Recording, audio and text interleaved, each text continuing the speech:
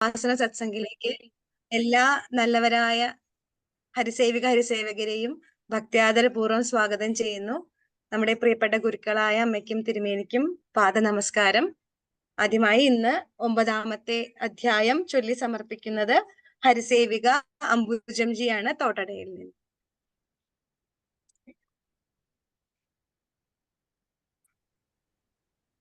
ഹരിശരണം. തിരുമേനിക്കും അമ്മയ്ക്കും പാദ നമസ്കാരം. ഓം നമോ ഭഗവതേ വാസുദേവായ. ഓം ശ്രീകൃഷ്ണ പരമാത്മനേ നമഃ. ഓം ശ്രീ ഗുരുഭ്യോ നമഃ. ഓം ശ്രീ പരമാത്മനേ നമഃ. ഓം ശ്രീ ലളിതാംബികായേ നമഃ. ശ്രീമദ് ഭഗവദ്ഗീത അഥ നവമോऽധ്യായः. രാജവിദ്യാ രാജഗുഹ്യയോഗः.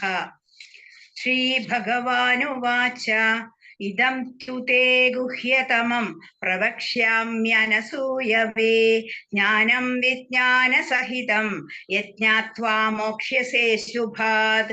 രാജവിദ്യാ രാജഗുഹ്യം പവിത്രമിദമുത്തമം പ്രത്യക്ഷാവഗമം ധർമ്മ്യം സുസുഖം കർത്തുമവ്യയം. അശ്രദ്ധധാനാഃ പുരുഷാഃ ധർമ്മസ്യാസ്യ പരന്തപ അപ്രാപ്യ മാം നിവർത്തന്തെ മൃത്യുസംസാരവർത്മനി. മയാ തദമിദം സർവം ജഗദവ്യക്തമൂർത്തിനാ മത്സ്ഥാനി സർവഭൂതാനി ന ചാഹം തേഷ്വവസ്ഥിതഃ ന ച മത്സ്ഥാനി ഭൂതാനി പശ്യ മേ യോഗമൈശ്വരം. പശ്യ മേ യോഗമൈശ്വരം. ഭൂതഭൃന്ന ച ഭൂതസ്ഥഃ മമാത്മാ ഭൂതഭാവനഃ. യഥാകാശസ്ഥിതോ നിത്യം വായുഃ സർവത്ര ഗോ മഹാൻ തഥാ സർവാണി ഭൂതാനി മത്സ്ഥാനീത്യുപധാരയ. സർവഭൂതാനി കൗന്തേയ പ്രകൃതിം യാന്തി മാമികാം കൽപക്ഷയേ പുനസ്താനി കൽപാദൗ വിസൃജാമ്യഹം. പ്രകൃതിം സ്വാമവഷ്ടഭ്യ വിസൃജാമി പുനഃ പുനഃ. ഭൂതഗ്രാമമിമം കൃത്സ്നം അവശം പ്രകൃതേർവശാത്. ന ച മാം താനി കർമാണി നിബധ്നന്തി ധനഞ്ജയ. ഉദാസീനവദാസീനം അസക്തം തേഷു കർമ്മസു. മയാധ്യക്ഷേണ പ്രകൃതിഃ സൂയത്തെ സചരാചരം. ഹേതുനാനേന കൗന്തേയ ജഗദ്വിപരിവർത്തതേ. അവജാനന്തി മാം മൂഢാഃ മാനുഷിം തനുമാശ്രിതം പരം ഭാവമജാനന്തഃ മമ ഭൂതമഹേശ്വരം. മോഘാശാമോഘകർമാണഃ മോഘജ്ഞാനാവിചേതസഃ രാക്ഷസീമാസുരീം ചൈവ പ്രകൃതിം മോഹിനീം ശ്രിതാഃ. മഹാത്മാനസ്തു മാം പാർത്ഥ ദൈവീം പ്രകൃതിമാശ്രിതാഃ. ഭജന്ത്യനന്യമനസഃ ജ്ഞാത്വാ ഭൂതാദിമവ്യയം. സതതം കീർത്തയന്തോ മാം യതന്തശ്ച ദൃഢവ്രതാഃ. നമസ്യന്തശ്ച മാം ഭക്ത്യാ നിത്യയുക്താ ഉപാസത്തെ. ജ്ഞാനയജ്ഞേന ചാപ്യന്യേ യജന്തോ മാമുപാസത്തെ. ഏകത്വേന പൃഥക്ത്വേന ബഹുധാ വിശ്വതോമുഖം. അഹം ക്രതുരഹം യജ്ഞഃ സ്വധാഹമഹമൗഷധം. മന്ത്രോഹമഹമേവാജ്യം അഹമഗ്നിരഹം ഹുതം. പിതാമഹസ്യ ജഗതഃ മാതാ ധാതാ പിതാമഹഃ. വേദ്യം പവിത്രമോക്താരഃ ഋഗ്സാമ യജുരേവ ച. ഗതിർഭർത്താ പ്രഭുഃ സാക്ഷി നിവാസഃ ശരണം സുഹൃത്. പ്രഭവഃ പ്രലയഃ സ്ഥാനം നിധാനം ബീജമവ്യയം. തപാമ്യഹമഹം വർഷം നിഗൃഹ്ണാമ്യുത്സ് മിസൃജാമി ച അമൃതം ചൈവ മൃത്യുശ്ച സദസച്ചാഹമർജുന ത്രൈവിദ്യാ മാം സോമപാഃ പൂതപാപാഃ യജ്ഞൈരിഷ്ട്വാ സ്വർഗതിം പ്രാർത്ഥയന്തെ തേ പുണ്യമാസാദ്യ സുരേന്ദ്രലോകം അശ്നന്തി ദിവ്യാൻ ദിവി ദേവഭോഗാൻ ते तं भुक्त्वा स्वर्गलोकं विशालं ते त्वं भुक्त्वा स्वर्गलोकं विशालं क्षीणे पुण्ये मर्त्यलोकं विशन्ति एवं त्रयी धर्ममनुप्रपन्नाः गतागतं कामकामालभन्ते अनन्याश्चिन्तयन्तो मां ये जनाः पर्युपासते तेषां नित्याभियुक्तानां योगक्षेमं वहाम्यहम् येऽप्यन्यदेवता भक्ताः यजन्ते श्रद्धयान्विताः तेऽपि मामेव कौन्तेय यजन्त्यविधिपूर्वकम् अहं हि सर्वयज्ञानां भोक्ता च प्रभुरेव च न तु मामभिजानन्ति तत्तेनातश्च्यवन्ति ते यान्ति देवव्रता देवान् पितॄन् यान्ति पितृव्रताः भूतानि यान्ति भूतेज्यः यान्ति मद्यादिनोऽपि माम् पत्रं पुष्पं फलं तोयं यो मे भक्त्या प्रयच्छति तदहं भक्त्युपहृतम् अश्नामि प्रयतात्मनः यत्करोषि यदश्नासि यज्जुहोषि ददासि यत्तपस्यसि कौन्तेय तत्कुरुष्व मदर्पणम् शुभाशुभफलैरेवं मोक्ष्यसे कर्म बन्धनैः सन्न्यासयोगयुक्तात्मा विमुक्तो मामुपैष्यसि समोहं सर्वभूतेषु न मे द्वेषोऽस्ति न प्रियः ये भजन्ति तु मां भक्त्याः मयि ते तेषु चाप्यहम् अपि चेत् सुदुराचारः भजन्ते मामनन्यभाक् साधुरेव समन्तव्यः सम्यक् व्यवसितो हि सः क्षिप्रं भवति धर्मात्मा शश्वच्छान्तिं निगच्छति कौन्तेय प्रतिजानीहि न मे भक्तः प्रणश्यति मां हि पार्थव्यपाश्रित्य योऽपि स्युः पापयोनयः स्त्रियो वैश्यास्तथा शूद्राः तेऽपि यान्ति परां गतिम्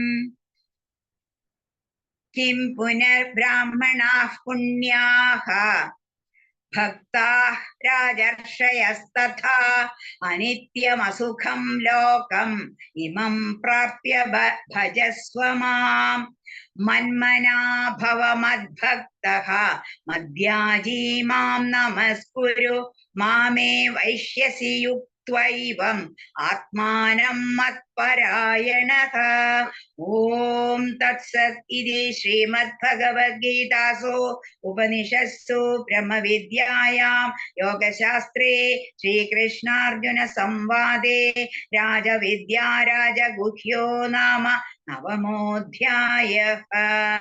ॐ श्रीगुरुभ्यो नमः। हरिः ॐ। हरिशरणम्।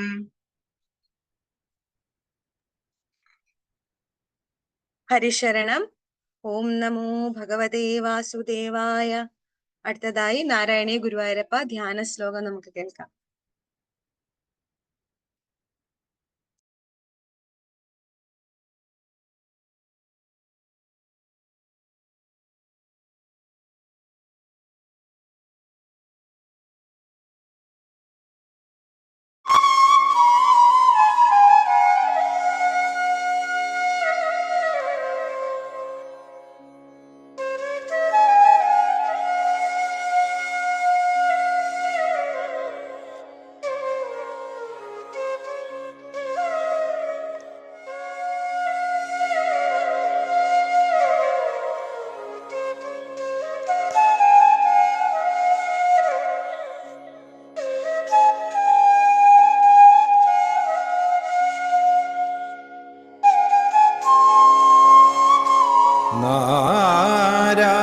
നാരായണീയം ഒരു കൈയിലെടുത്തുകൊണ്ടും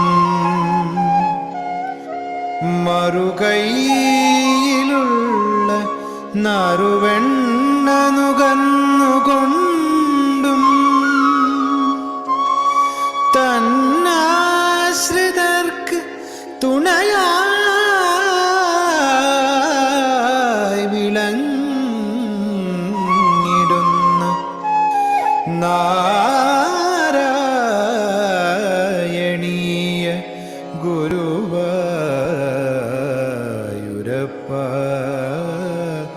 നമോ നമസ്തേ.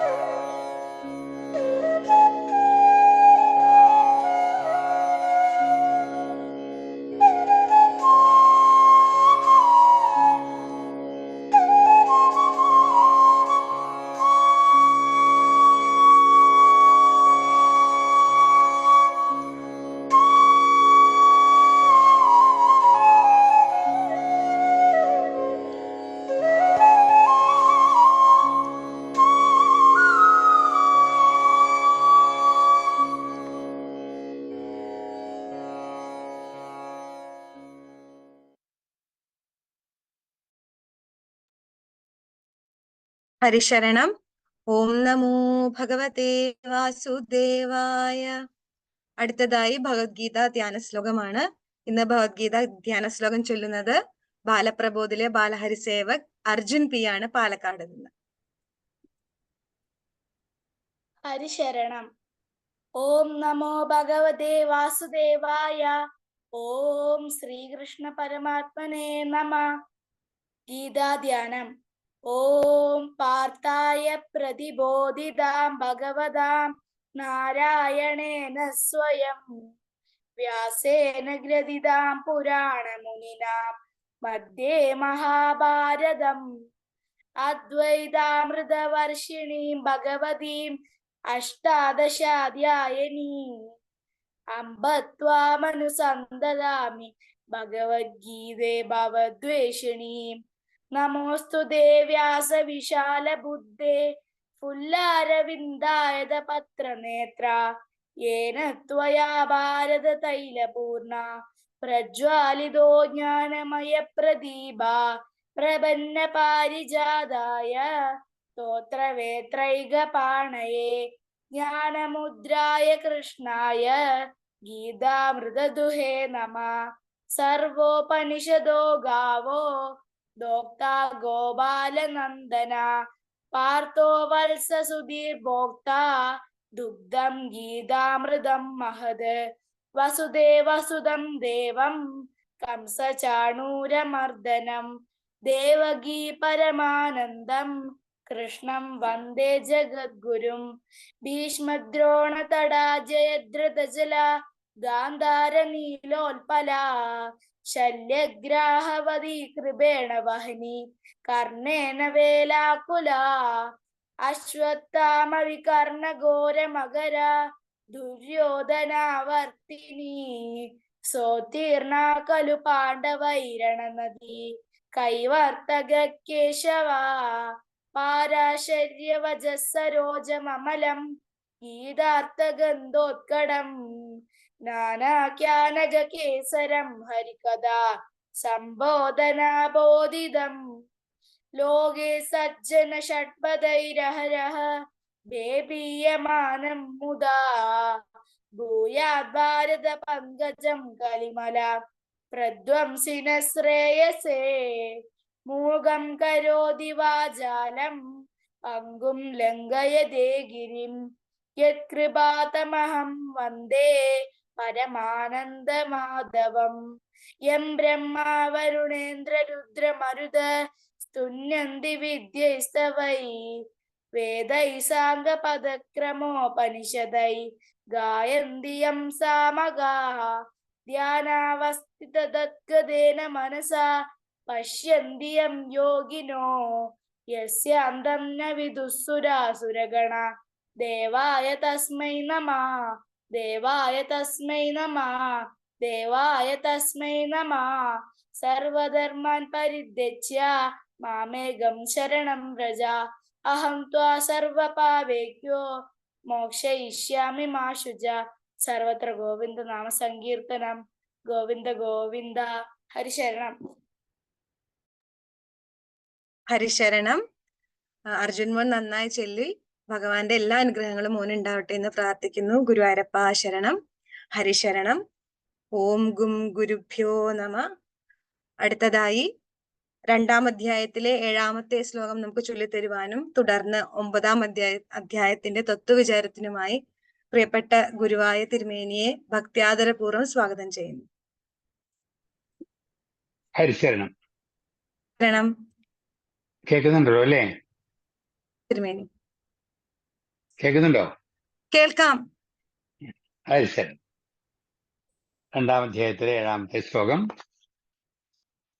ഓം നമോ ഭഗവതേ വാസുദേവായ. ഓം ശ്രീകൃഷ്ണ പരമാത്മനേ നമ. അർജുന ഉവാച. അർജുന ഉവാച. കാർപണ്യദോഷോപഹത സ്വഭാവ. കാർപണ്യദോഷോപഹത സ്വഭാവ. പൃച്ഛാമി ത്വാം ധർമ്മസമ്മൂഢചേതാ. പൃച്ഛാമി ത്വാം ധർമ്മസമ്മൂഢചേതാ. യശ്രേയസ്യാന്നിശ്ചിതം ബ്രൂഹി തന്മേ. യശ്രേയസ്യാന്നിശ്ചിതം ബ്രൂഹി തന്മേ.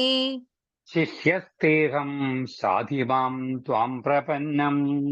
ശിഷ്യസ്തേഹം ശാതിമാം ത്വാം പ്രപന്നം.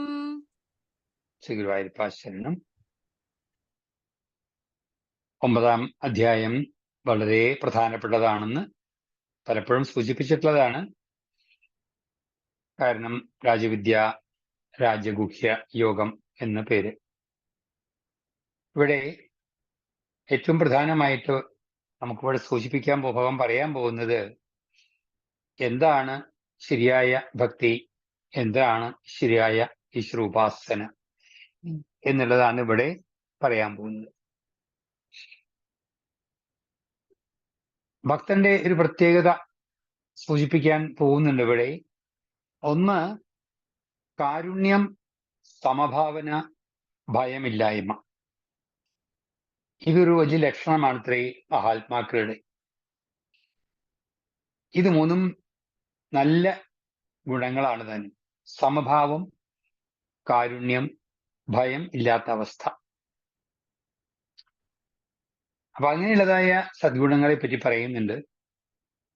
മാത്രമല്ല, ചെയ്യുന്ന കാര്യങ്ങള് സമർപ്പണത്തില് ഈശ്വരന് സമർപ്പണമായിട്ടല്ല ചെയ്യുന്നത് എന്നുണ്ടെങ്കിൽ ആ കർമ്മം വികർമ്മം എന്ന് പറയും. കർമ്മം, അകർമ്മം, വികർമ്മം എന്ന 3 തരത്തിലുള്ള കർമ്മങ്ങളെ പറയുമ്പോൾ, അതായത് പ്രൊഹിബിറ്റഡ് ആക്ടിവിറ്റീസ് എന്ന് പറയുന്ന പോലെ ആണ് ഈ വികർമ്മം. അപ്പോ ആത്മീയമായ ഒരു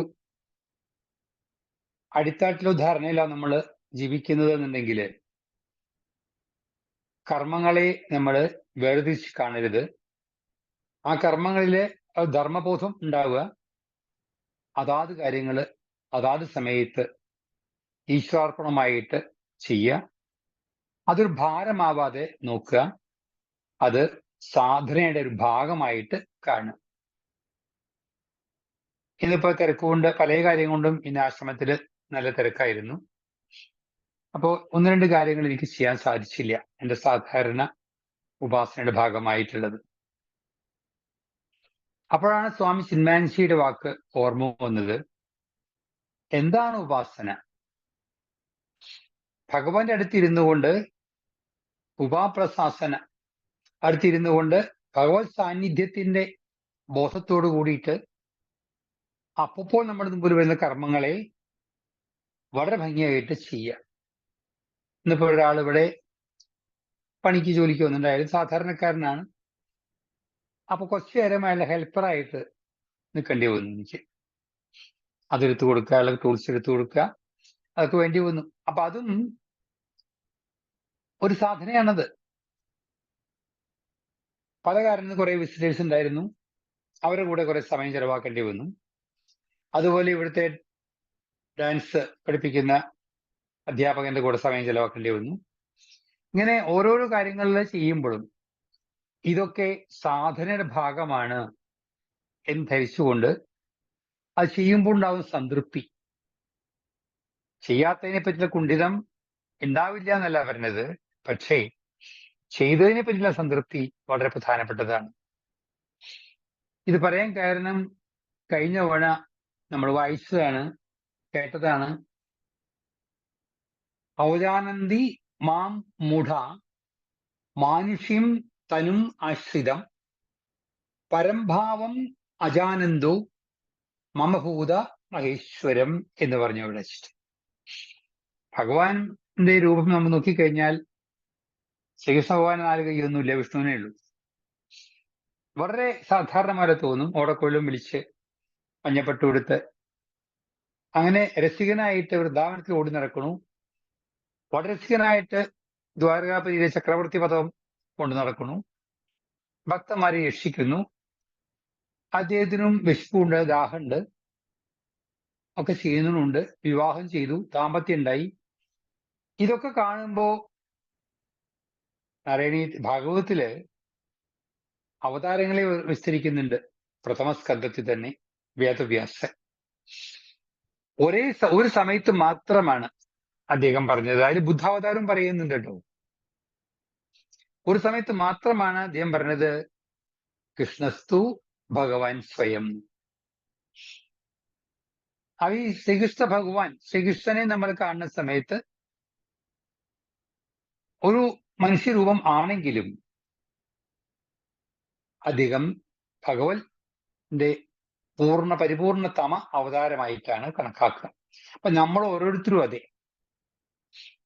അതുകൊണ്ടാണ് ആത്മദാഹികളാവുക, ആത്മമോഹികളാവുക, ആത്മസാക്ഷാത്കാരത്തിനുള്ളതായി സാധന ചെയ്യുക. ഇതാണ് പ്രധാന വിഷയം.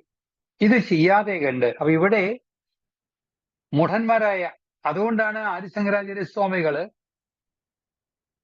വേദാന്തവും ഉപനിഷത്തുക്കളും ഏകാദശ 11 ഉപനിഷത്തുക്കളും ഭഗവത്ഗീതയും സഹസ്രാമൊക്കെ വ്യാഖ്യാനിച്ച ശേഷം, അത് കഴിഞ്ഞ് പിന്നെ ബ്രഹ്മസൂത്രം വ്യാഖ്യാനിച്ച ശേഷമൊക്കെ പറഞ്ഞത് എന്താ?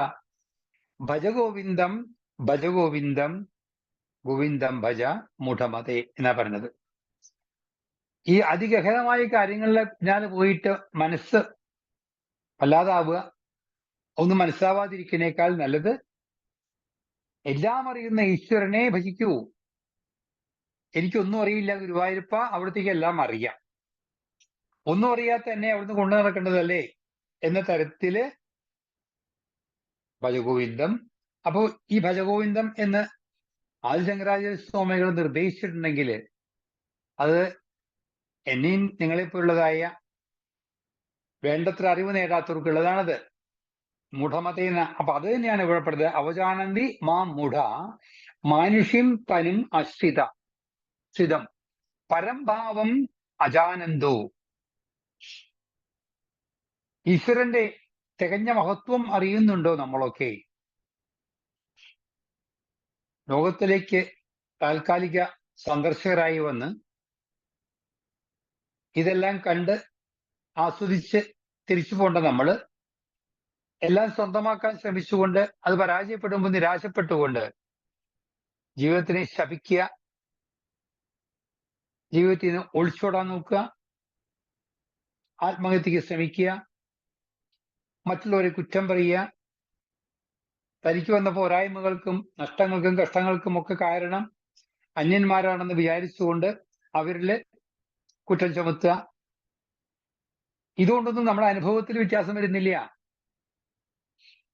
അപ്പൊ അതുകൊണ്ട് തന്നെ കേന്ദ്രബിന്ദു ഞാൻ തന്നെയാണ്.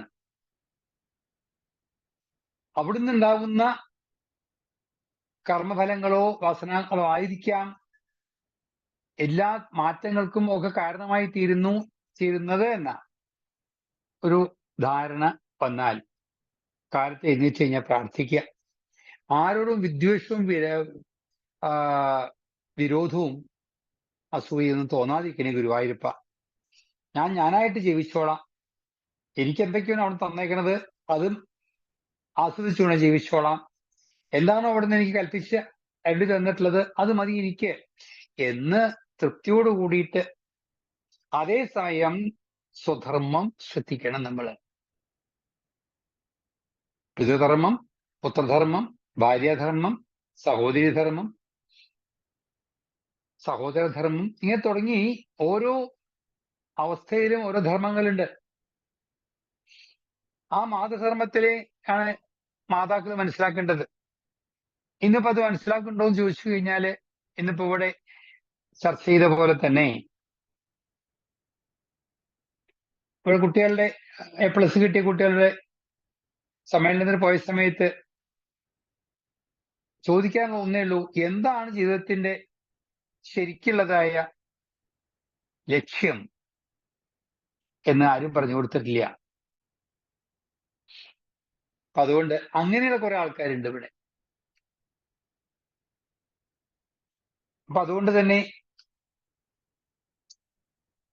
നിരീശ്വരവാദം അല്ലെങ്കിൽ ഭൗതികവാദം, ഇതൊന്നും ഈശ്വരനല്ല, ഇതൊക്കെ പ്രകൃതിയുടെ വികൃതികളാണ്, ഇതൊക്കെ എവിടെ നിന്നുണ്ടായി എന്ന് ചോദിച്ചാൽ അതാണ് ഉണ്ടായി എന്നൊക്കെ പറഞ്ഞുള്ള ഭൗതികവാദികൾ ഉണ്ടാവാം.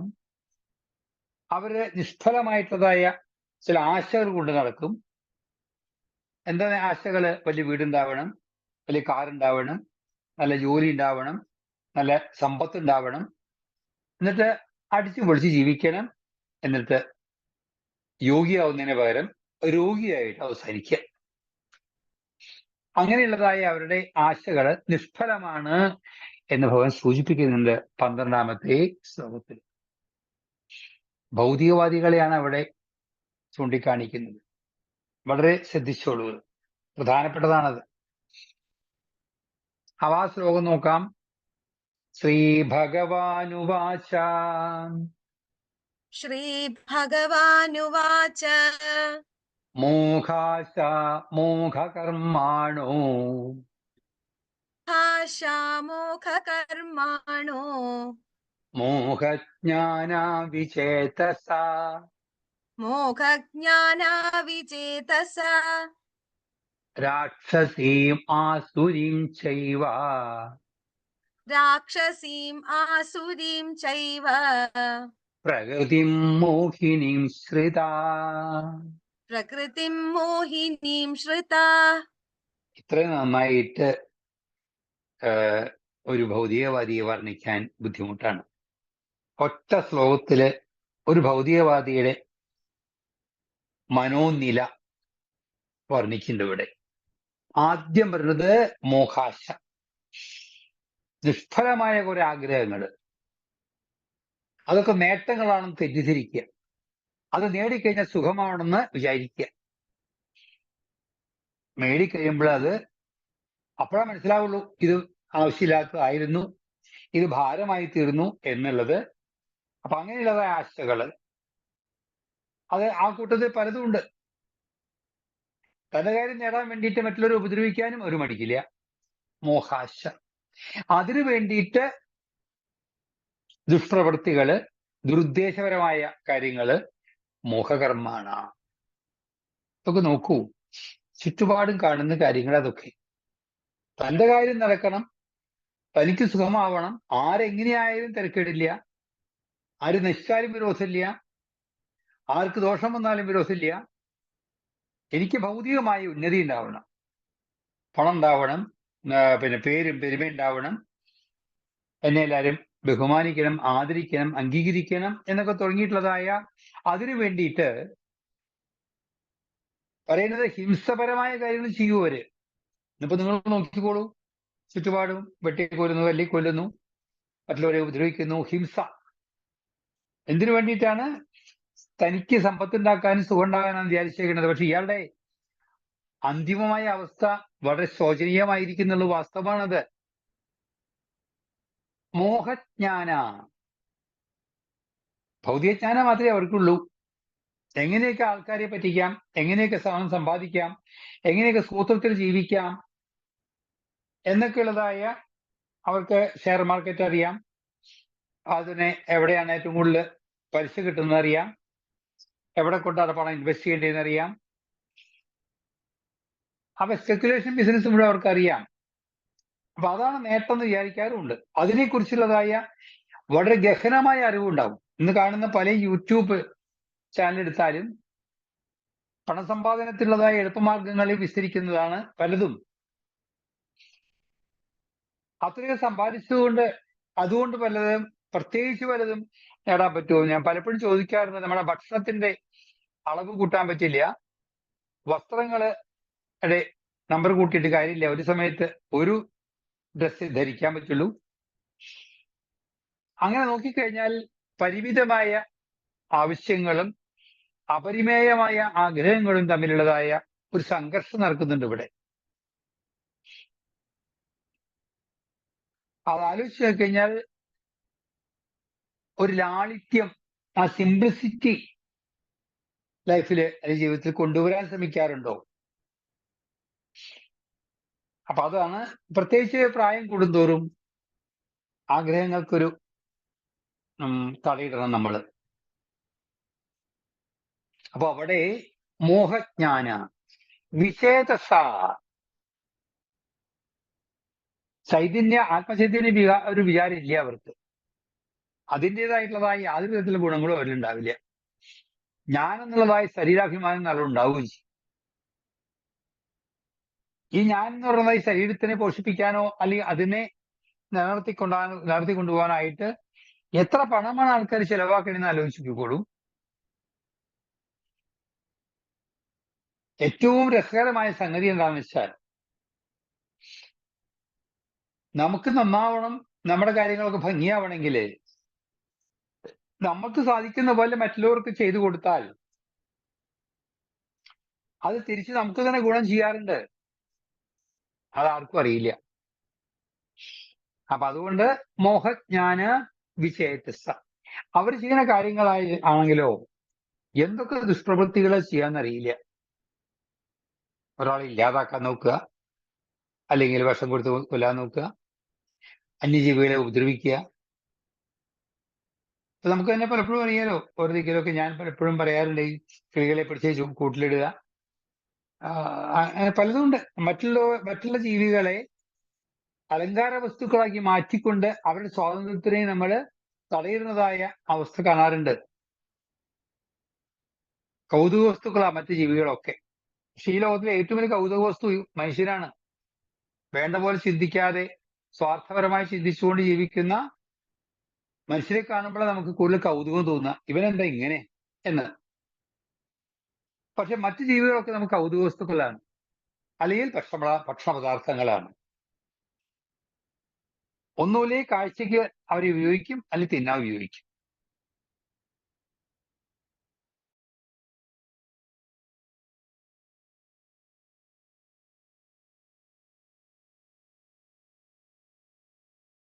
രാക്ഷസീയമായിട്ടുള്ളതായ പ്രവൃത്തികൾ അവരും ചെയ്തുകൂടാന്നില്ല. എത്ര നന്നായിട്ടാ കലികാലത്തിൽ ദുഷ്ടന്മാരെ ഭഗവാൻ ചിത്രീകരിച്ചിരിക്കുന്നത് എന്ന് നോക്കുക.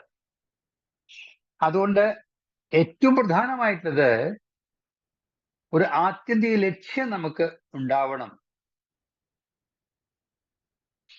നമ്മുടെ യാത്ര പോണ സമയത്ത് പലതും വഴിയിൽ കണ്ടാലും, ഇപ്പൊ നമ്മൾ തന്നെ അറിയാം, ഇപ്പൊ ട്രെയിനിൽ യാത്ര ചെയ്യുകയാണ്, ഒരു പ്രത്യേക സ്ഥലത്തേക്ക് പോകുമ്പോൾ വഴിനീള കാഴ്ചകൾ ഉണ്ടാവും. ഉത്സവങ്ങൾ ഉണ്ടാവും, പൂരങ്ങൾ ഉണ്ടാവും, മറ്റേ കാവടിയാട്ടം ഉണ്ടാവും, പലതും ഉണ്ടാവും. നമ്മൾ അവിടെ നിന്ന് ഇറങ്ങാറില്ല. എന്താ കാരണം? നമ്മൾ ടിക്കറ്റ് എടുത്തേക്കുന്നത് ഒരു പ്രത്യേക സ്ഥലത്തേക്ക്, അവിടെ എത്താൻ നമ്മൾ ട്രെയിൻ കയറിയിരിക്കുന്നത് ഈ കാഴ്ച കണ്ട് ഇറങ്ങി പോകാനല്ല. ഇതുപോലെ തന്നെ ഭൗതികമായ ലക്ഷ്യബോധം എല്ലാവർക്കും ഉണ്ട്. ആത്മീയമായ ലക്ഷ്യബോധം നമുക്ക് നേടാൻ സാധിച്ചിട്ടുണ്ടോ? വലിയ വീടുണ്ടാക്കണം, വലിയ കാറ് വാങ്ങിക്കണം, അതൊക്കെ ഭൗതിക ലക്ഷ്യബോധം തന്നെയാണ്. അതിനൊക്കെ വേണ്ടി എന്തൊക്കെയാണ് ലോൺ എടുക്കുന്നു, അതടയ്ക്കാൻ നിർത്തിയില്ലാതെ കിടന്ന് കഷ്ടപ്പെടുന്നു, എന്തൊക്കെയോ കാട്ടിക്കൂട്ടുന്നുണ്ട്. എത്രയൊക്കെ വില പിടിച്ച കാറായാലും എത്രയൊക്കെ വില പിടിച്ച വസ്തുക്കളായാലും അതിന്റെ ഉപയോഗം പരിമിതമാണ്. എത്ര വില പിടിച്ച വാച്ചായാലും ശരി, എത്ര വില പിടിച്ച കാറായാലും ശരി, നമുക്ക് എത്തേണ്ടടുത്ത് എത്താൻ ഒരു വാഹനമാണത്. അതുപോലെ സമയം അറിയാനുള്ള ഒരു ഉപകരണമാണ് വാച്ച്. പക്ഷെ അതിനൊക്കെ വേണ്ടിയിട്ട് എത്രയാ ചെലവാക്കണേന്ന് അറിയില്ല. ഇപ്പൊ കഴിഞ്ഞ ദിവസം കൂടി ഒരു ചെറിയ അഡ്വർടൈസ്മെന്റ് കണ്ടു. ഏറ്റവും വില പിടിച്ച കാറ് വാങ്ങിക്കണു ഒരാള്, മറ്റേ ആൾ കുറച്ച് വസ്തുക്കൾ വാങ്ങിക്കണു. അപ്പൊ അതിലൊന്ന് അസറ്റ്, ഒന്ന് ലയബിലിറ്റി എന്ന് കാണിച്ചിരിക്കുകയാണ്. വില പിടിപ്പുള്ളതായ വസ്തുക്കൾ വാങ്ങും തോറും അത് മെയിൻറ്റെയിൻ ചെയ്യാൻ കൂടുതൽ ചെലവാ. അപ്പൊ അതൊക്കെ ആലോചിച്ചു കഴിഞ്ഞാല് ആസുരിയും രാക്ഷസിയും ആയിട്ടുള്ളതായ, അപ്പൊ എവിടെയെങ്കിലും ഈ ഭൗതികതയിലേക്ക് കണ്ണോടിക്കുമ്പോൾ ഈ പറഞ്ഞതൊക്കെ കാണാൻ സാധിക്കും. രാക്ഷസിയും ആസുരിയും ച ഏവ പ്രകൃതിയും മോഹിനിയും ശ്രുത. ഈ പ്രകൃതി കാണുന്നതിലൊക്കെ മോഹിച്ചുകൊണ്ട്, ഒക്കെ നൈമിഷികമാണ്, നശ്വരമാണ്. ഇതൊക്കെ ക്രമത്തിൽ നമുക്ക് അറിയേണ്ടതാണ്. ഒന്നും വിട്ടുകൊടുക്കാൻ നമ്മൾ തയ്യാറല്ല പലപ്പോഴും അത്. അപ്പൊ അതുകൊണ്ട് തന്നെ ഈ പ്രകൃതിയുടെ മായപ്പെട്ടുകൊണ്ട്, അതിന് മോഹിക്കപ്പെട്ടുകൊണ്ട്, എന്തൊക്കെ ചെയ്തു കൂട്ടിക്കൊണ്ട് അവസാനം ദുരിതം ദുഃഖം അനുഭവിക്കുന്ന, ഇപ്പൊ ചുറ്റുപാട് ഇവിടുത്തെ നമുക്കറിയാവുന്ന കാര്യങ്ങളാണ്. ഇപ്പൊ കടം വാങ്ങിച്ചില്ലെങ്കിൽ മോശമാണ് വച്ചേക്കുന്നത്. ജീവിതത്തിലെ ഏറ്റവും ദുരിതം രണ്ടാണ്, കടപ്പാടും കടവുമാണ്. ഇത് രണ്ടും കൊണ്ടാണ് ജീവിതം ദുരിതത്തിലേക്ക് പോയിക്കൊണ്ടിരിക്കുന്നത്. കടപ്പാട് തീരൂല, കടവും തീരില്ല. സുഖിയന്മാരായിട്ട് കഴിയാന്ന് വിചാരിക്കും. അതുകൊണ്ട് ആണ് ചെമ്മയാൻ സ്വാമികൾ പറഞ്ഞത്, ICUലോ അല്ലെ അവിടെ കിടക്കുന്ന ഒരു വലിയ ധനികനെ നിങ്ങൾ പോയി നോക്കൂ, അയാൾ കിടക്കണ കണ്ടു കഴിഞ്ഞാൽ അതിനൊരു വാക്കു ദൈവം ഉപയോഗിച്ചു, ഈസ് ലക്സൂറിയസ്ലി ഇൽ. നഴ്സുമാർ 4-5 പേര്, ഡോക്ടർമാർ 5-6 പേര്, എല്ലാ ശരീരത്തിൽ അവിടെയൊക്കെ പൈപ്പ് ഫിറ്റ് ചെയ്തിട്ടുണ്ട്. ഇഷ്ടംപോലെ പൈസയുണ്ട് അദ്ദേഹത്തിന്. അതിന് വാക്ക് ഉപയോഗിച്ച ചെമ്മയാൻ സ്വാമികൾ ഉപയോഗിച്ച വാക്ക് ഈസ് ലക്സൂറിയസ്ലി ഇൽ. പരമസുഖമായിട്ട് എന്ന് തോന്നുന്ന പോലെ സോലാണ്ട് കിടക്കുക എന്ന് നമുക്ക് ചുറ്റുപാട് നോക്കിയാൽ കാണാൻ പറ്റും. പരമസുഖമായിട്ട് ജീവിക്കുന്നു എന്ന് പറയുന്ന ആൾക്കാരൊക്കെ പറയുന്ന പലരും അസുഖം കൊണ്ട് കഷ്ടപ്പെടുന്നവരെല്ലാവരും അല്ലേ. അപ്പൊ ലക്സൂറിയസ്ലി ഇൽ എന്നുള്ള വാക്ക് അത് ഒരു ഭൗതികവാദിയുടെ അവസ്ഥയാണ്. നമുക്ക് കുറേശ്ശെ മനസ്സിലാക്കാൻ സാധിക്കണം. അതാണ് ഇവിടെ അത് പറയാൻ കാരണം. മോഹാശ, മോഹകർമാണോ, മോഹജ്ഞാന വിചേതസ. ഇതിന് കൂടുതലൊന്നും പറയാൻ പറ്റില്ല. രാക്ഷസിയും ആസുരിയും ചൈവ പ്രകൃതിയും മോഹിനിയും ശ്രുത. എത്ര ആൾക്കാരാണെന്നറിയോ ചുറ്റുപാടും? ജോലിയില്ല, ജീവിക്കാൻ വയ്യ, വീടില്ല, അതില്ല, ഇതില്ല എന്നൊരു ഭാഗത്ത് പറയുമ്പോൾ നേരെ വിപരീതമായിട്ട് പറയാറുണ്ട്. ഒരു പണക്കാരൻ സൃഷ്ടിക്കപ്പെടുമ്പോ ഒരു 10 ദരിദ്രര് പ്രപ്പോർഷനേറ്റ് ആയിട്ട് മറ്റേ ഭാഗത്ത് ഉണ്ടാവും. കാരണം ഇയാൾ പണക്കാരനായത് അവരെ പണം കിട്ടിക്കൊണ്ടാണ്. ഇന്ന് ഒരാളിവിടെ വന്നപ്പോ ഞാൻ പറഞ്ഞു കൊടുത്തു, പണം വേണം. പണവും പണിയും ഒരുപോലെയാണ്. പണിയെടുക്കുന്നവർക്ക് പണം കിട്ടണം, പണം കിട്ടും. പണിയെടുക്കാതെ പണം കിട്ടിക്കഴിഞ്ഞാൽ അത് നമുക്ക് പണിയാവും. ഇതൊക്കെ ഒന്ന് ആലോചിക്കുക. അതുകൊണ്ട് ആ ഒരു എന്താ പറയുക, ഭൗതികവാദികള്, നിരീശ്വരവാദികള്, അല്ലെങ്കിൽ ഭൗതികതയിൽ മാത്രം ആനന്ദം കാണാൻ ശ്രമിക്കുന്നവരെ കുറിച്ചുള്ളതായ ശ്ലോകം വളരെ പ്രധാനമായിട്ട് കാണാൻ നോക്കുക. നമ്മളും ശ്രദ്ധിക്കുക. എല്ലാ മഹാത്മാക്കളും എന്താണ് പറഞ്ഞു വെച്ചിട്ടുള്ളത്? നമ്മുടെ ഋഷീശ്വരന്മാര് അല്ലെങ്കിൽ സനാതന ധർമ്മത്തിന് നിർദ്ദേശിക്കുന്നതായ കാര്യങ്ങൾ. നമ്മളൊന്നും പരലോകത്തിൽ പോയിട്ടില്ല, നമ്മൾ സ്വർഗം കണ്ടിട്ടില്ല, നരകം കണ്ടിട്ടില്ല, ബ്രഹ്മസാക്ഷാത്കാരം നടന്നിട്ടില്ല, ഈശ്വരനെ കണ്ടിട്ടില്ല. പക്ഷെ ഈ സമയത്തൊക്കെ നമുക്ക് അനുമാന പ്രമാണം അല്ലെങ്കിൽ വേദപ്രമാണം അല്ലെങ്കിൽ മഹത്തുക്കളുടെ വചസ് പ്രമാണമാക്കി എടുക്കുക. ഇതൊക്കെ തരള്ളൂ. അപ്പൊ എല്ലാ മഹാത്മാക്കളും ആത്മീയമായിട്ടുള്ള എല്ലാ ഗുരുക്കന്മാരും വളരെ വ്യക്തമായിട്ട് പറഞ്ഞിട്ടുള്ളത് ജീവിത ലക്ഷ്യം ആത്മസാക്ഷാത്കാരം ആണ്. തന്റെ സ്വരൂപജ്ഞാനം നേടിയെടുക്കുക എന്നുള്ളത് ഒരു വലിയ കാര്യമാണ്. ഇടയ്ക്കൊക്കെ അത് ചിന്തിക്കുന്നതും നല്ലതാണ്. അപ്പൊ അതുകൊണ്ട് തന്നെ ഈ പറഞ്ഞതായ ഭൗതികവാദികൾക്ക് നേരെ വിപരീതമായിരിക്കുന്നതായ മഹത്തുക്കള്, മഹാത്മാക്കള് അവരെന്താണ് ചെയ്യണത്? ഇത് ഭഗവാൻ സൂചിപ്പിക്കുന്നത് 9ാമത്തെ അധ്യായമാണ്. 2 എക്സ്ട്രീംസിന് പറയുന്നുണ്ട് ഇവിടെ. അതാണ് 13ാമത്തെ ശ്ലോകത്തിൽ പറയുന്നത്.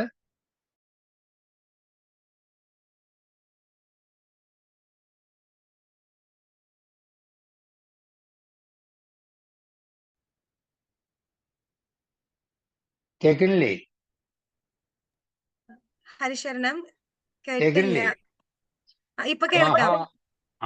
മഹാത്മാനസ്തു മാം പാർത്ഥ മഹാത്മാനസ്തു മാം പാർത്ഥ ദേവീം പ്രകൃതിമാശ്രിതാം ദൈവീം പ്രകൃതിമാശ്രിത ഭജന്ത്യനന്യമനസോ ന്യനന്യമനസോ ജ്ഞാത്വാ ഭൂതാദിമവ്യയം ജ്ഞാത്വാ ഭൂതാദിമവ്യയം ജ്ഞാത്വാ ഭൂതാദിം, അതിന് ആശ്രയമായിരിക്കുന്നത് ദേവീം പ്രകൃതിയും ആശ്രിതമായിരിക്കുന്നു എന്ന്, അതും അവ്യയമായത്. ആരൊക്കെയത്? ആത്മാൻ അസ്തു, ആത്മാക്കള്. ആത്മാൻ അസ്തു മാം പാർത്ഥ, ഏ പാർത്ഥ. ഈ പാർത്ഥ എന്ന് പറയുന്ന ആ ഒരു സംബോധന പൃഥ്വിയിൽ ജനിച്ച എല്ലാ മനുഷ്യന്മാരെയും ഉദ്ദേശിച്ചുകൊണ്ടാണ് പാർത്ഥാന്ന്, പൃഥ്വിയുടെ മക്കളെ ഉദ്ദേശിച്ചുകൊണ്ട്. അപ്പോ എനിക്കും നിങ്ങൾക്കൊക്കെ ബാധകമാണിത്. ഒരു മഹാത്മാവ് എന്തായിരിക്കും അദ്ദേഹത്തിന്റെ ആ ഒരു അവസ്ഥ എന്ന് പറയാൻ ഇവിടെ? ജഗത്തിന്റെ ഏക ആശ്രയമായ ഈശ്വര തത്വത്തെക്കുറിച്ച് സ്മരിക്കുന്നവർക്ക്, അത് സ്മരിക്കാത്തവർക്ക് പിന്നെ ആശ്രയിക്കാനുള്ളത് എന്തിനെയാണെന്ന് ചോദിച്ചു കഴിഞ്ഞാല് മായയും പ്രകൃതിയൊക്കെ തന്നെ ഉണ്ടാവുള്ളൂ. അതുകൊണ്ട് ആ മഹാത്മാക്കൾ പറയും ദയാ, സത്യം, ശൗചം ഇതില്ലാത്തവര് ജാക്ഷന്മാരായിട്ടാ പറയാ. ദയാ, സത്യം, ശൗചം ഇതില്ലാത്തവരെ നമുക്ക് ജാക്ഷന്മാർ എന്ന് പറയേണ്ടി വരും. അതുപോലെ തന്നെയാണ് നമ്മൾ ചെയ്യുന്ന ഫലപ്രാപ്തിക്ക് വേണ്ടി ചെയ്യുന്ന ഉപാസനകളൊക്കെ തന്നെ നശ്വരമാണ്. അതാണ്, ഇത് ധർമ്മമാണ്, നിഹിത കർമ്മമാണ്, ഞാൻ ചെയ്യേണ്ടതാണ്, ഇതിന്റെ ഫലം എന്തോ ആയിക്കോട്ടെ എന്ന പോലെയുള്ളതായ നിഷ്കാഭാവം വന്നു കഴിഞ്ഞാൽ അത് ഈ പറഞ്ഞതായ പ്രകൃതിയും ദേവിയും പ്രകൃതിയും ആശ്രിത, ഈശ്വരൻ്റെതായിരിക്കുന്ന ഈശ്വര പ്രകൃതിയെ, ഈശ്വരനെ തന്നെ ആശ്രയിച്ചുകൊണ്ട്, ഇതാണ് ഏറ്റവും പ്രധാനം.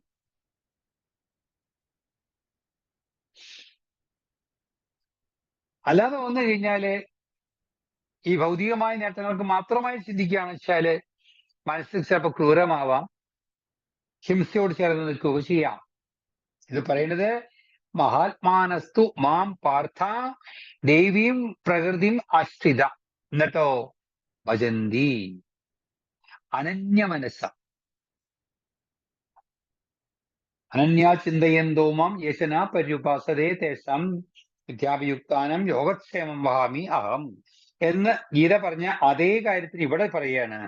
ഭജന്തി അനന്യമനസ്സോ ജ്ഞാത്വാ ഭൂതാദി. ഈ പഞ്ചഭൂതങ്ങളും ഈ സർവപ്രപഞ്ചങ്ങളും ഉള്ളത് അവ്യയമായിരിക്കുന്ന, നാശമില്ലാത്തതായിരിക്കുന്ന, നിത്യമായിരിക്കുന്നതായ, അനശ്വരമായിരിക്കുന്നതായ ഭഗവാന്റെ അല്ലെങ്കിൽ ബ്രഹ്മത്തിന്റെ മഹത്വം കൊണ്ടാണ്, സാന്നിധ്യം കൊണ്ടാണ് എന്നുള്ളതായ തരത്തില് അവർ ഈശ്വരനെ ഭജിച്ചുകൊണ്ടിരിക്കും. മഹാത്മാക്കള്. അപ്പൊ അവിടെയും അപ്പൊ രണ്ട് കാര്യം പറഞ്ഞു. ഒന്ന് ഭൗതികവാദികള്, ഒന്ന് ആത്മീയവാദികള്. അപ്പൊ ഇത് രണ്ടും ഗീതയിൽ വരുന്നുണ്ട്. ഭൗതികവാദികളെയാണ് നമ്മൾ അധികം കാണാറുള്ളത്. ആത്മീയമായി ചിന്തിക്കുന്നവര് എപ്പോഴും സ്വസ്ഥരായിരിക്കും. അസ്വസ്ഥത തോന്നിയാൽ പോലും അതിന് പുറത്തു വരാനുള്ളതായ സാമർഥ്യം അവർക്ക് ഉണ്ടാവും. കാരണം ഇതിലും ഈശ്വരന്റെ ഒരു കൈ ഉണ്ട് എന്ന് തോന്നും. അപ്പൊ അതുകൊണ്ട് തന്നെ ഇവിടെ മഹാത്മാനസ്തു മാം പാർത്ഥ ആലോചിച്ച് നോക്കുക. അനന്യമനസ്സ, അത് വളരെ പ്രധാനമാണ്. ഭജന്തി അനന്യമനസ്സ, അത് വളരെ പ്രധാനമായിട്ട് അറിയേണ്ട ഒരു കാര്യമാണ്. അതെങ്ങനെയാണ് എന്നൊക്കെ ചോദിച്ചു കഴിഞ്ഞാൽ പലതുണ്ട് അതിനെപ്പറ്റി പറയുന്നത്. എന്താണ് അവരുടെ ഉപാസന രീതി എന്നുള്ളതാണ് അടുത്ത ശ്ലോകത്തിൽ. ഈ മഹാത്മാക്കള് ഈശ്വരനെ തന്നെ ആദി കാരണമായിട്ട് കണ്ടുകൊണ്ട് ഈശ്വരീയമായ പ്രകൃതിയെ അല്ലെങ്കിൽ ഈശ്വരീയമാണ് ഈ പ്രകൃതി എന്ന് മനസ്സിലാക്കിക്കൊണ്ട് അനന്യ മനസ്സോടുകൂടി ഭഗവാനെ ഭജിച്ച് പരമാർത്ഥം എന്താ, പരമസത്യം എന്താന്ന് മനസ്സിലാക്കി ജീവിക്കുന്നു എന്നുള്ളതിന്റെ അവരെന്താണ് ചെയ്യണത്, അങ്ങനെ മഹാത്മാക്കള് എന്ത് പ്രകൃതക്കാരായിരിക്കും എന്നുള്ളതാണ് 14-ാമത്തെ ശ്ലോകത്തില് പറയാൻ പോകുന്നത്. എന്താ അത്?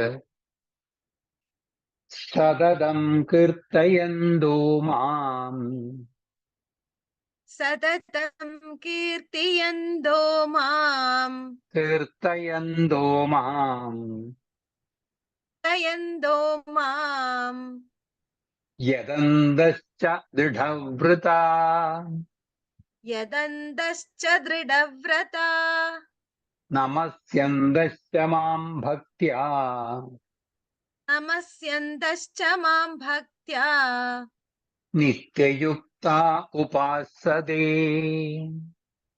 നിത്യയുക്താ ഉപാസതേ. വളരെ രസകരമായിട്ട് ഭക്തന്മാരുടെ സത്സംഗത്തിലെ അവസ്ഥ പറയാണ്. സത്സംഗത്തില് സജ്ജനങ്ങൾ വരുമ്പോൾ സംസാരിക്കേണ്ട വിഷയം ഈശ്വരനായിരിക്കണം. പക്ഷെ പലപ്പോഴും നമ്മൾ കാണുന്നത് അവിടെ സംഘടിക്കുമ്പോഴും അവിടെ കൂടുമ്പോഴും ഭൗതിക വിഷയങ്ങളാണ് ആദ്യം കൊണ്ടുവരിക. ആരുടെ കല്യാണം കഴിഞ്ഞു, ആരുടെയൊക്കെ മരണം നടന്നു, ആരൊക്കെ ജോലിക്ക്, ഇങ്ങനെ തുടങ്ങിയിട്ട് മക്കളുടെയും അങ്ങനെ കുറെ കാര്യങ്ങൾ സംസാരിച്ച് കഴിഞ്ഞിട്ടാണ് സത്സംഗത്തിലേക്ക് വരിക ചിലപ്പോൾ. അപ്പൊ ആദ്യത്തത് ഒരു സത്സംഗത്തിന്റെ അല്ലെങ്കിൽ സജ്ജനത്തിന്റെ ആദ്യത്തത് സതതം കീർത്തയന്തോ മാം. ഹരിനാമ സങ്കീർത്തനം എന്ന് ഉദ്ദേശിക്കുന്നുണ്ട് അവിടെ. കലിം സഭായന്ത്യ ആര്യ ഗുണജ്ഞ സാരഭാഗിന യത്ര സങ്കീർത്തനൈവ സർവ സ്വാർത്ഥോ അഭിലഭ്യതേ. അതായത് സ്വാർത്ഥം ഉദ്ദേശിച്ചത് തന്റെ സ്വന്തം ആത്മചൈതന്യത്തിനെ മനസ്സിലാക്കാനായിക്കൊണ്ട് ഈ കലികാലത്തില് നാമജപം വളരെ പ്രധാനമാണ്. ഗുണജ്ഞ സാരഭാഗ്യന യത്ര സങ്കീർത്തനേനൈവ, അതൊരു ഭാഗത്ത് പറയുന്നു. പിന്നെ പറഞ്ഞു വാണി ഗുണാനുകഥനേ ശ്രവണോ കഥായാം, ഹസ്തൗജ കർമ്മസു മനസ്തവ പാതയോർന്ന സ്മൃത്യാം ചിരസ്തവ നിവാസ ജഗത്പ്രണാമ ദൃഷ്ടി സദാം ദർശനേ അസ്തു ഭവത്തനൂനാം. വാണി ഗുണാനുകഥനേ, നമ്മൾ സംസാരിക്കുന്നതില് ഈശ്വരീയമായ ഒരു സ്പർശം ഉണ്ടാകും. അതുകൊണ്ടാണ് നമ്മുടെ പൂർവികര് എല്ലാ പ്രവൃത്തിക്കും മുമ്പ് ഒരു മന്ത്രോ ഒരു സ്മരണ ഉണ്ടാവും.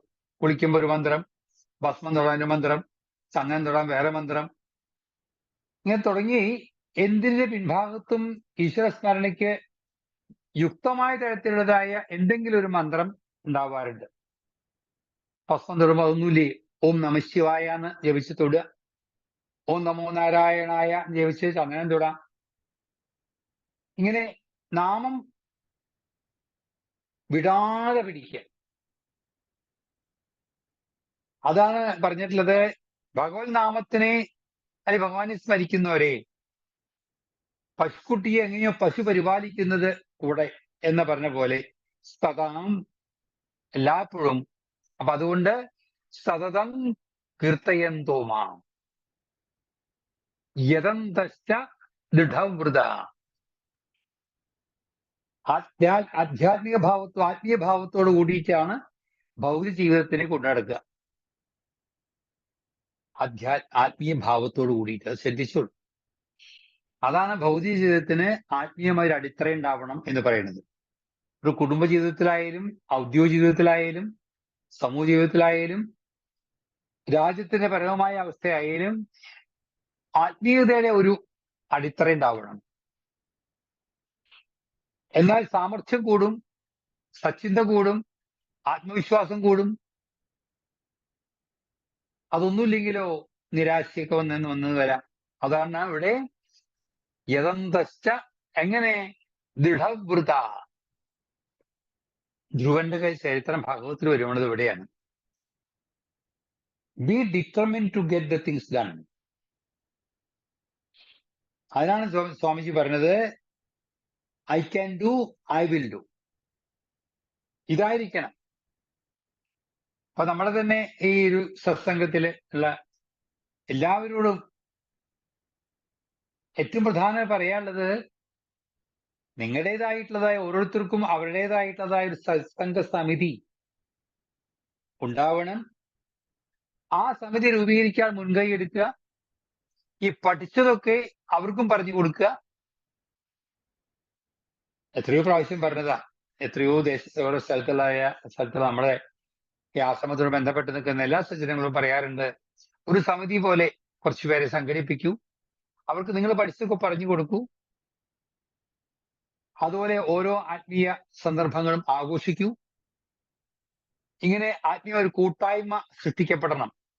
അതിന്റെ കൂട്ടത്തില് സേവ ചെയ്യാവുന്ന, അതായത് പരസേവ ചെയ്യാവുന്ന തരത്തിലുള്ളതായ സംവിധാനങ്ങളും കൊണ്ടുവരണം. അതില് ആ ദൃഢത്വം വരണം. ഇപ്പൊ കഴിഞ്ഞ ദിവസം ഒരു സൂപ്പർ സ്റ്റാർ, പേരൊന്നും ഞാൻ പറയുന്നില്ല, അദ്ദേഹം പറഞ്ഞു, അത് എത്രയ്ക്ക് ശരിയാണെന്ന് എനിക്ക് അറിഞ്ഞുകൂടാ. അദ്ദേഹം പറഞ്ഞു, എന്റെ മരണശേഷം എന്റെ സർവ്വസ്വത്തുക്കളും പാവപ്പെട്ടവർക്ക് വീതിച്ചു കൊടുക്കാനാണ് ഞാൻ എഴുതി വെക്കാൻ പോകുന്നത്. അപ്പൊ അദ്ദേഹം പറയാണ്, എന്നെ സൂപ്പർ സ്റ്റാർ ആക്കിയത് നിങ്ങളാണ്, അപ്പൊ എന്റെ സമ്പാദ്യം നിങ്ങൾക്കുള്ളതാണ് എന്ന് അദ്ദേഹം പറഞ്ഞതായിട്ട് വായിച്ചു ഞാൻ അവിടെ. അത്രയും വലിയൊരു മനോവികാസം നമുക്ക് ഉണ്ടാവുമെന്ന് എനിക്ക് അറിഞ്ഞുകൂടാ. പക്ഷെ നമ്മുടെ വരുമാനത്തില്, നമ്മുടെ സമ്പാദ്യത്തില് ഒരംശമെങ്കിലും നമ്മൾ അർഹതപ്പെട്ടവർക്ക്, ആവശ്യക്കാർക്ക് കൊടുക്കാൻ നമുക്ക് സാധിച്ചാൽ നല്ലതാണ്. അത് നമ്മുടെ മക്കൾക്കും മക്കളുടെ മക്കൾക്കും പറഞ്ഞു കൊടുക്കണം. സ്വാർത്ഥ മനസ്സ് വിട്ട് പരാർത്ഥമായിട്ട് ചെയ്യാവുന്ന കാര്യങ്ങൾ ചെയ്യൂ. നമ്മൾ സമൂഹ ജീവിയാണ്, നമ്മൾ ലോക പൗരനാണ്. അങ്ങനെ വരുമ്പോ പൗരധർമ്മത്തിൽപ്പെട്ടതോ സമൂഹധർമ്മത്തിൽപ്പെട്ട കാര്യങ്ങൾ ചെയ്യാതെ പ്രേരണ കൊടുക്കാൻ നമുക്ക് സാധിക്കണം.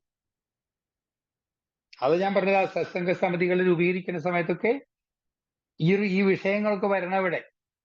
അപ്പൊ നമുക്ക് നല്ലോണം അറിയാം. ഇപ്പൊ തന്നെ പന്തളത്ത് ആറ്റുപാല ആശ്രമം തന്നെ അവിടെ സമിതി രൂപീകരിച്ച് അത് കൊണ്ടുനടക്കാൻ പറ്റിയൊരു സംവിധാനം വരുന്നില്ല എന്ന് ഞാൻ പറയുന്നില്ല. പക്ഷെ അവിടെ നിന്ന് അതിനെ പോഷിപ്പിക്കത്തക്കതായ സംവിധാനം കൊണ്ടുവരാൻ ബുദ്ധിമുട്ടായിരിക്കുകയാണ് ഇപ്പോ ഞാൻ പോകുന്നുണ്ട് അവിടെ. വലിയൊരു എമൗണ്ട് നമ്മൾ അവിടെ ഇൻവെസ്റ്റ് ചെയ്ത് കഴിഞ്ഞു.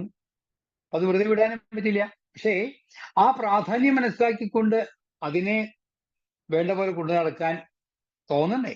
ഇവിടെ തന്നെ ആയാലും അതെ, ഇതൊരു സാധനം വളർത്തിക്കൊണ്ടുവരാൻ നല്ല ബുദ്ധിമുട്ടാണ്, വെട്ടിക്കളയാൻ ബുദ്ധിമുട്ടില്ല. മരം വെട്ടാൻ, ആ മരം വളരാൻ എത്ര കാലം എടുത്തു, വെട്ടിക്കളയാൻ ഒരു മണിക്കൂർ 2 മണിക്കൂർ കൊണ്ട് സംഗതി കഴിയും. പോഷിപ്പിക്കാനും വളർത്താനാ ബുദ്ധിമുട്ട്, ഇല്ലാതാക്കാൻ വലിയ ബുദ്ധിമുട്ടൊന്നുമില്ല. ഈ പോഷിപ്പിക്കലും വളർത്തലും ആത്മീയമായ ഭാവത്തോട് ചെയ്യുകയാണെങ്കിൽ ഏത് മണ്ഡലത്തിലും നിങ്ങൾ വിജയിക്കും. ഇപ്പൊ എന്താ കാരണം എന്ന് വെച്ചാൽ റിസൾട്ട് ഓറിയന്റഡ് അല്ല നമ്മള്, സർവീസ് ഓറിയന്റഡ് ആണ് നമ്മള്. അതുകൊണ്ടാണ്.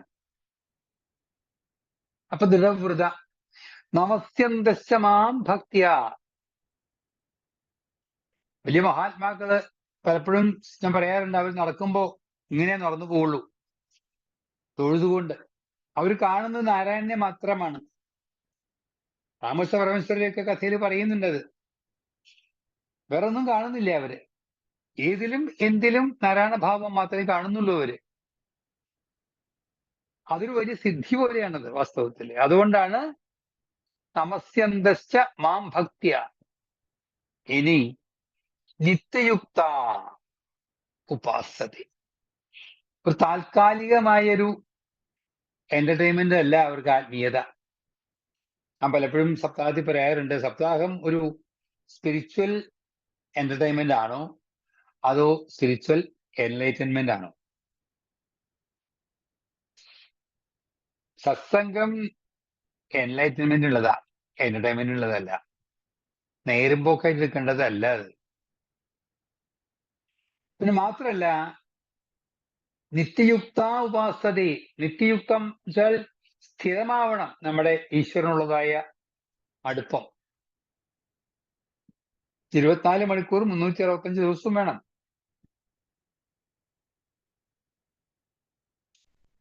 പക്ഷെ നമുക്കൊക്കെ ഒരു പ്രത്യേകത ഉണ്ട്. ഓരോ ദിവസം ഓരോരുത്തരുടെ അടുപ്പം കാണിക്കും. തിങ്കളാഴ്ച ശിവനോടായിരിക്കും, വ്യാഴാഴ്ച കൃഷ്ണനോടായിരിക്കും, ശനിയാഴ്ച ശാസ്താവിനോടായിരിക്കും.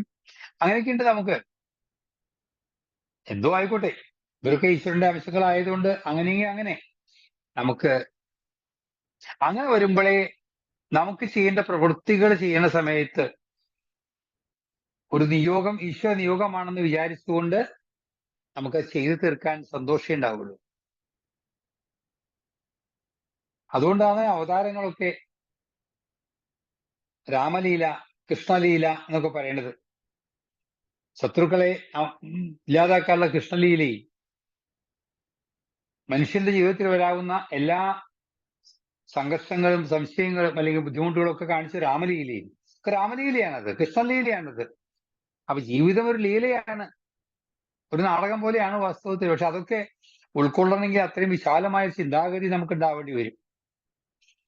അതുകൊണ്ടാണ് ഇവിടെ നമസ്യന്തശ്ച മാം ഭക്തിയ നിത്യയുക്ത ഉപാസതേ. വളരെ പ്രധാനമാണെന്ന് അർത്ഥം അവിടെ. ഇതൊക്കെ ഒന്ന് ശീലിക്കാൻ ശ്രമിക്കുക നമ്മൾ.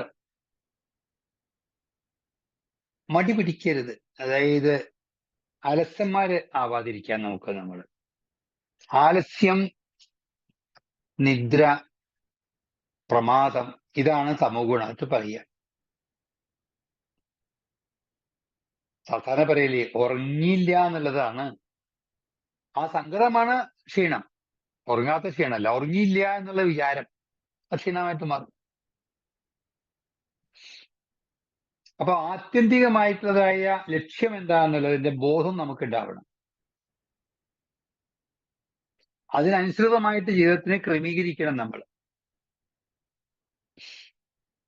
അങ്ങനെയൊക്കെ വരുമ്പോഴേ ഒരു സമയം കഴിഞ്ഞാൽ നമുക്ക് കുറച്ച് കുറെ കാര്യങ്ങളൊക്കെ മാറ്റിവെച്ചുകൊണ്ട് ഭഗവാനെ സ്മരിക്കാൻ പറ്റുള്ളൂ. പ്ലാനിങ് വേണം. ഞാൻ പറഞ്ഞു, ദീർഘദൃഷ്ടി ഉണ്ടാവണം കുറച്ചൊക്കെ. ഫാർ സൈറ്റഡ്നെസ് ഉണ്ടാവണം കുറച്ചൊക്കെ.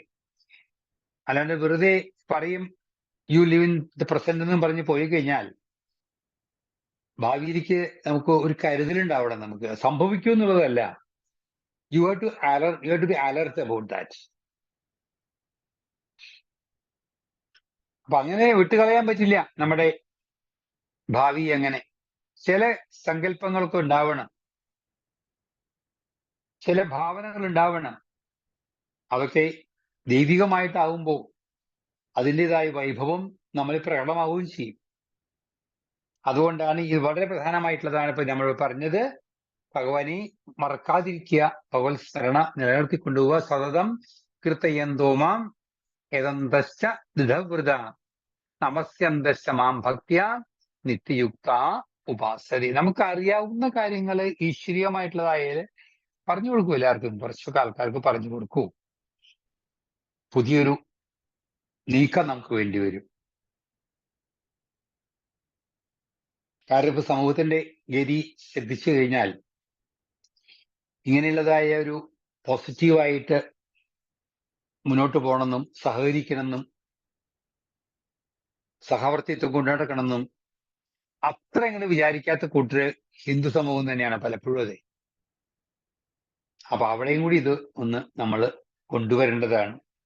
ആ സഹോദര്യവും സഹവർത്തിത്വവും അദൈവികമായ ഭാവത്തിൽ കൊണ്ടുവന്നാൽ അത് സമൂഹത്തിന് വലിയൊരു ഉപകാരം ചെയ്യും. അതിനൊക്കെ ഗീത തന്നെ പ്രധാനമായിട്ട്, ഭഗവാൻ തന്നെ പ്രധാനമായിട്ട്. കാരണം കഴിഞ്ഞ ദിവസം ഇവിടെ വന്നപ്പോ ഈ സവർണ അവർണ കാര്യങ്ങളെ പറ്റി സംസാരിച്ചപ്പോ ശ്രീകൃഷ്ണൻ അവർണനാണ്, ശരിക്ക് യാദവനാണ് അദ്ദേഹം. പക്ഷെ പ്രവൃത്തി വിശേഷം കൊണ്ട്, ധർമ്മനിഷ്ഠ കൊണ്ട്, വീര്യം കൊണ്ട്, ശൗര്യം കൊണ്ട്, എല്ലാം കൊണ്ടും ആ പോരായ്മകളൊന്നും, അല്ലെ അത് പോരായ്മയല്ലായിരുന്നു അത്, അതിനൊക്കെ അതിവർത്തിച്ചുകൊണ്ടുള്ള അദ്ദേഹത്തിന്റെ വ്യക്തിത്വം നമ്മൾ പഠിക്കുമ്പോൾ നമ്മുടെ ജീവിതത്തിലും എവിടുന്ന് ഉണ്ടായി എന്നല്ല പ്രശ്നം, എങ്ങനെ ഉണ്ടായി എന്നല്ല പ്രശ്നം, എങ്ങനെ നമ്മൾ ജീവിച്ച് നമ്മളെ ലോകത്തിലേക്ക് നമ്മളെ പ്രസന്റ് ചെയ്യണു എന്നുള്ളതൊരു കാര്യമാണ്. അപ്പൊ അതുകൊണ്ട് മഹാത്മാവ് അല്ലെങ്കിൽ മഹത്തായ ആത്മചൈതന്യത്തിന്റെ സ്മരണയോടുകൂടി ജീവിക്കാൻ ഏവർക്കും സാധിക്കട്ടെ എന്ന് ഞാനിവിടെ പ്രാർത്ഥിക്കുകയാണ്. അടുത്ത ശ്ലോകം വളരെ പ്രധാനപ്പെട്ടതായിട്ടാണ് ഇനി വരാൻ പോണത്. അതിൽ ഏറ്റവും പ്രധാനമായി പറയാൻ പോണത് ജ്ഞാനയജ്ഞത്തിനെ പറ്റിയിട്ടാണ്. നമുക്ക് അടുത്ത പ്രാവശ്യം കേൾക്കാം. അടുത്ത പ്രാവശ്യം കേൾക്കാൻ പറ്റുമെന്ന് അറിയില്ല, കാരണം ആവടിയിലായിരിക്കും. അപ്പൊ നമ്മൾ അടുത്ത വ്യാഴാഴ്ച ആവടി പോവുകയാണ്. അപ്പൊ അത് അടുത്ത ഞായറാഴ്ച, അടുത്ത വെള്ളി, ശനി, ഞായറൊന്നും നടന്നു വരില്ല. കാരണം അവിടെ വെള്ളിയാഴ്ചയാണ് അവിടെ തുടങ്ങുന്നത് മഹാത്മ്യം. അപ്പോൾ അവിടുന്ന് ലൈവായിട്ട് കൊടുക്കാൻ പറ്റുമോ എന്ന് എനിക്ക് അറിഞ്ഞുകൂടാ. അപ്പൊ അവിടെ പോയി നോക്കാം, റെക്കോർഡ് ചെയ്യാൻ പറ്റുമെന്ന് അറിയില്ല. നമുക്കതിനെ വലിയ സംവിധാനങ്ങളൊന്നും ഇപ്പൊ തൽക്കാലം ഇല്ലാത്തതുള്ള ബുദ്ധിമുട്ടാണ്. അതായത് നോക്കാം, നമുക്ക് എല്ലാം ഈശ്വരനെ വിട്ടുകൊടുക്കുക. ആശ്രമത്തിന്റെ കാര്യങ്ങളിലും നിങ്ങളെല്ലാവരും ശ്രദ്ധിക്കുക വേണ്ട പോലെ. നിങ്ങളെല്ലാവരുടെയും ഒരു സന്മനസ്സും കാര്യങ്ങൾക്ക് വേണ്ടി വരും പലപ്പോഴും. എല്ലാം അതുപോലെ ഞാൻ ആദ്യം പറഞ്ഞ പോലെ ഓരോരുത്തരും അവരുടെ തരത്തിലുള്ളതായ ഈശ്വര മഹത്വത്തിന്റെ പ്രചരണം ഏറ്റെടുക്കണം. അതും ധർമ്മച്യുതി വരാതെ നോക്കണം. ഓരോരുത്തരും കുടുംബത്തിൽ തുടങ്ങുക. അങ്ങനെ ചെയ്താൽ നല്ലതായിരിക്കും. ഹരിശരണം, ഹരിശരണം, ഹരിശരണം. ഹരിശരണം. ഓം ഗും ഗുരുഭ്യോ നമ. തിരുമേനി പറഞ്ഞതുപോലെ ആത്മീയ ഭാവത്തോടുകൂടി ഭൗതിക ജീവിതം മുന്നോട്ട് കൊണ്ടുപോകാനും സ്വധർമ്മം അനുഷ്ഠിക്കാനും നമുക്ക് എല്ലാവർക്കും ഭഗവാന്റെയും ഗുരുക്കന്മാരോടും പ്രാർത്ഥിക്കാം. ഭഗവാന്റെ അനുഗ്രഹം നമുക്ക് എല്ലാവർക്കും ഉണ്ടാവട്ടെ എന്ന് ആത്മാർത്ഥമായി പ്രാർത്ഥിക്കുന്നു. അടുത്തതായി ഇന്നത്തെ ക്ലാസിന്റെ അവലോകനത്തിനായി ഹരിസേവക് ശ്രീദേവ് ജിയെ ക്ഷണിക്കുന്നു. ഹരിശരണം. ഹരിശരണം. ക്ലിയർ ആണോ? കേൾക്കാനുണ്ടോ? കേൾക്കുന്നുണ്ട്. ഓക്കെ. ഇന്ന് 3 ശ്ലോകങ്ങൾ എടുത്തായിരുന്നു. അപ്പൊ അതിലെനിക്ക് മെയിൻ ആയിട്ട് 3 പോയിന്റ്സ് നമുക്ക് ബേസിക് ആയിട്ട് നോക്കേണ്ടത്. ഒന്ന്, നമ്മുടെ സ്പിരിച്വൽ ആയിട്ട് ആക്ഷൻ പറഞ്ഞു, സ്പിരിച്വൽ ആയിട്ടുള്ള ഒരു ബാക്ക്ഗ്രൗണ്ട് നമുക്ക് വേണം എന്ന് പറഞ്ഞു. അപ്പൊ ഒന്ന് സ്പിരിച്വൽ ആയിട്ടുള്ള ഒരു ബാക്ക്ഗ്രൗണ്ട്, അതെന്താന്ന് വെച്ചാൽ നമ്മുടെ ശരിക്കുള്ള പർപ്പസ് അല്ലെങ്കിൽ എയിം. ഇപ്പോ ആദ്യം ശ്ലോകം 12 പറഞ്ഞു, നമുക്ക് തെറ്റായ ധാരണകളും തെറ്റായ മനസ്സിൽ വരുന്ന ഓരോ മോഹങ്ങളും തെറ്റായ ഓരോ എയിംസ്, ഇപ്പൊ ശരിക്കും പറഞ്ഞാൽ അത് നമ്മുടെ ഒരു ഭൗതികമായിട്ടുള്ള ഓരോ കണക്കൂട്ടൽ കാരണം നമ്മൾ തന്നെ ഡിസൈഡ് ചെയ്യണ നമുക്ക് അവിടെ എത്തിച്ചേർന്നാൽ മതി, അത് കഴിഞ്ഞാൽ കഴിഞ്ഞു എന്ന് നമ്മളെ തന്നെ തെറ്റിദ്ധരിക്കപ്പെടുന്ന കാര്യങ്ങളാണ്. ഒന്ന്, ഒരു കരിയറിൽ നമ്മൾ ഒരു മുന്നേറ്റം വന്നിട്ട് നമ്മൾ കുറച്ച് പൈസ സമ്പാദിച്ച് കുട്ടികളൊക്കെ സെറ്റിൽ ആയി കഴിഞ്ഞാൽ അതാണ് നമ്മുടെ എൻഡ് ഓഫ് ജേർണി എന്ന് വിചാരിക്കണത്. അപ്പൊ അതിൽ നിന്നാണ് ആദ്യം നമ്മൾ ഒരു ചേഞ്ച് നമ്മൾ തന്നെ നമ്മൾ വിശ്വസിപ്പിക്കണം. അതല്ല നമ്മുടെ ശരിക്കുള്ള പർപ്പസ്, നമ്മുടെ എയിം എന്താണെന്നുള്ളത് നമ്മൾ ആദ്യം തന്നെ തീരുമാനിക്കണം. കാരണം എന്നാലേ നമ്മൾ അടുത്ത സ്റ്റെപ്പിൽ പോകുള്ളൂ. അപ്പൊ ആദ്യത്തെ ശ്ലോകത്തില് അതിന് പുറത്തു വരണമെങ്കിൽ നമ്മൾ അതിലേക്ക് ഒരു ദൃഢമായിട്ടുള്ള നിശ്ചയം. അത് അടുത്ത സെക്ഷൻ, അടുത്ത പോയിന്റ് ആണ് ഫേം റിസോൾവ്. എന്ന് വെച്ചാൽ നമ്മൾ ശരിക്കും അങ്ങോട്ട് ഡിസൈഡ് ചെയ്യണം, അല്ലെങ്കിൽ എന്ത് വന്നാലും നമ്മുടെ വിശ്വാസം അല്ലെങ്കിൽ നമ്മുടെ സ്പിരിച്വൽ ആയിട്ടുള്ള ഒരു എയിം, അല്ലെങ്കിൽ നമ്മുടെ സ്പിരിച്വൽ ആയിട്ട് ബിലീഫ് സിസ്റ്റം, ഫെയ്ത്ത് എന്ന് പറഞ്ഞ സാധനം നമ്മൾ ഒരിക്കലും കൈവിട്ട് നമ്മൾ ഒരിക്കലും പ്രവർത്തിക്കരുത്. എവിടെ പോയാലും നമ്മളത് പിടിച്ചു നിൽക്കും എന്നുള്ളൊരു റിസോൾവ്, എന്നുള്ളൊരു ദൃഢനിശ്ചയം എപ്പോഴും ഉണ്ടാവണം. അപ്പോ അതുണ്ടെങ്കിൽ നമുക്കറിയാം എന്ത് വന്നാലും അത് ഭഗവാന്റെ കൃപ കൊണ്ട്. അപ്പോ ശരിക്കുള്ള ലവിലേക്ക്, ശരിക്കുള്ള ഒരു സ്നേഹഭാവത്തിലേക്ക് പോണെങ്കിൽ ഫുൾ സറണ്ടർ ആണ് പോണത്. അപ്പോ അവിടെയാണ് നമ്മളൊരു ഫുൾ സറണ്ടർ നടത്തി കഴിഞ്ഞാൽ ഭഗവാന് നമ്മ എന്ത് വന്നാലും, എന്ത് റിസൾട്ട് വന്നാലും നമുക്ക് തോന്നാൻ തുടങ്ങും അത് ഭഗവാന്റെ, എന്ത് തന്നാലും ഞാൻ അക്സെപ്റ്റ് ചെയ്യും, എന്ത് സിറ്റുവേഷൻ വന്നാലും ഞാൻ അക്സെപ്റ്റ് ചെയ്യും. അങ്ങനെ വരുമ്പോ അച്ഛൻ പറഞ്ഞ മാതിരി നമുക്ക് എന്ത് ഫെയിലിയർ വന്നാലും എന്ത് സക്സസ് വന്നാലും at the end of the day നമുക്കൊരു താങ്ങ് എപ്പോഴും ഉണ്ടാവും. അപ്പൊ അതെങ്ങനെ നമുക്ക് വരികയെന്ന് വെച്ചാൽ ഈ ഒരു ദൃഢമായിട്ടുള്ള നിശ്ചയം, എന്ത് വന്നാലും എനിക്ക് ഭഗവാൻ എന്റെ കൂടെ ഉണ്ട്, അല്ലെങ്കിൽ എന്റെ ശരിക്കുള്ള പർപ്പസ് ഇതല്ല, എന്റെ ശരിക്കുള്ള പർപ്പസ് ഭഗവാനിലെത്തലാണ്. അപ്പൊ എന്ത് ഫെയിലിയർ വന്നാലും അതും എന്നെ ഹെൽപ്പ് ചെയ്യും, സക്സസ് വന്നാലും അതും എന്നെ ഹെൽപ്പ് ചെയ്യും. അപ്പൊ അങ്ങനെ സെക്കൻഡ് പോയിന്റ് ശരിക്കും നമ്മുടെ ദൃഢനിശ്ചയമാണ്. ഫസ്റ്റ് എയിം, നമ്മൾ ഒരിക്കലും വിചാരിക്കരുത് ഒരു സെക്ഷൻ നമ്മൾ റിട്ടയർ ആയി കഴിഞ്ഞാൽ കഴിഞ്ഞു, ലൈഫ് കഴിഞ്ഞു, അത്രേ ഉള്ളൂ. അത് കഴിഞ്ഞ് നമ്മൾ എല്ലാ ദിവസവും അമ്പലത്തിൽ പോയി 2 നേരം തൊഴലും പിന്നെ സഹസ്രനാമം വീട്ടിലോ ചെല്ലലും, ഇതൊക്കെ ഒന്നും അല്ല ശരിക്കും നമ്മുടെ പർപ്പസ്. പുറത്തേക്ക് ഇറങ്ങണം, അച്ഛൻ എപ്പോഴും പറയും പുറത്തേക്ക് ഇറങ്ങണം, ഇങ്ങനെ ആശ്രമങ്ങളിലേക്ക് നമ്മൾ സപ്പോർട്ട് ചെയ്യണം, നമ്മൾ സർവീസ് ചെയ്യണം. ഇങ്ങനെ ചെയ്ത് നമുക്ക് ആ ഒരു ശരിക്കും മഹാത്മാക്കൾ എങ്ങനെയാണ് എല്ലായിടത്തും നമ്മൾ ഭഗവാനെ അത് കാണാൻ വേണ്ടി നമ്മൾ എന്താ ചെയ്യേണ്ടതെന്ന് വെച്ചാൽ നമ്മൾ സർവീസിലേക്ക് പോയാൽ നമുക്ക് ഓരോരുത്തരെ കണ്ട് അവർക്ക് വേണ്ടി ചെയ്യാൻ തുടങ്ങിയാൽ നമ്മൾ ഭഗവാനെ കാണാൻ തുടങ്ങുള്ളൂ എല്ലായിടത്തും.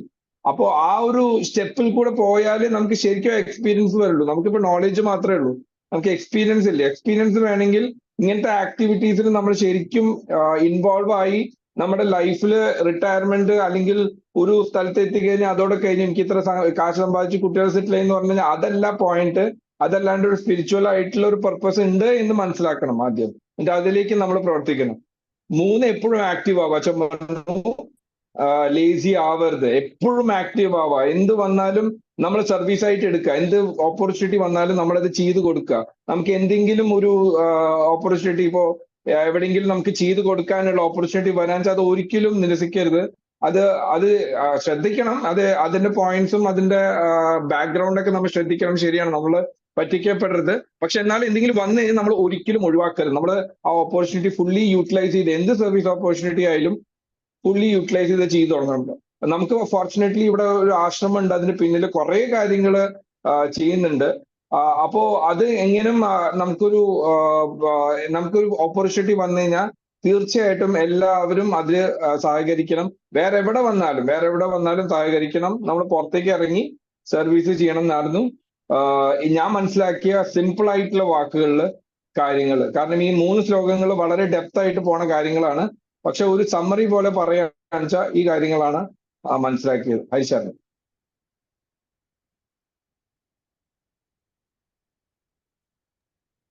ഹരിശരണം. വളരെ നന്ദി ശ്രീദേവ്ജി, വളരെ ലളിതമായി പോയിന്റ് വൈസ് നമുക്ക് പറഞ്ഞു തന്നതിന് ഹരിശരണം. അടുത്തതായി പ്രതിജ്ഞയ്ക്കും സമർപ്പണ മന്ത്രത്തിനുമായി തിരുമേനി ഒരിക്കൽ കൂടി ക്ഷണിക്കുന്നു. പ്രതിജ്ഞ.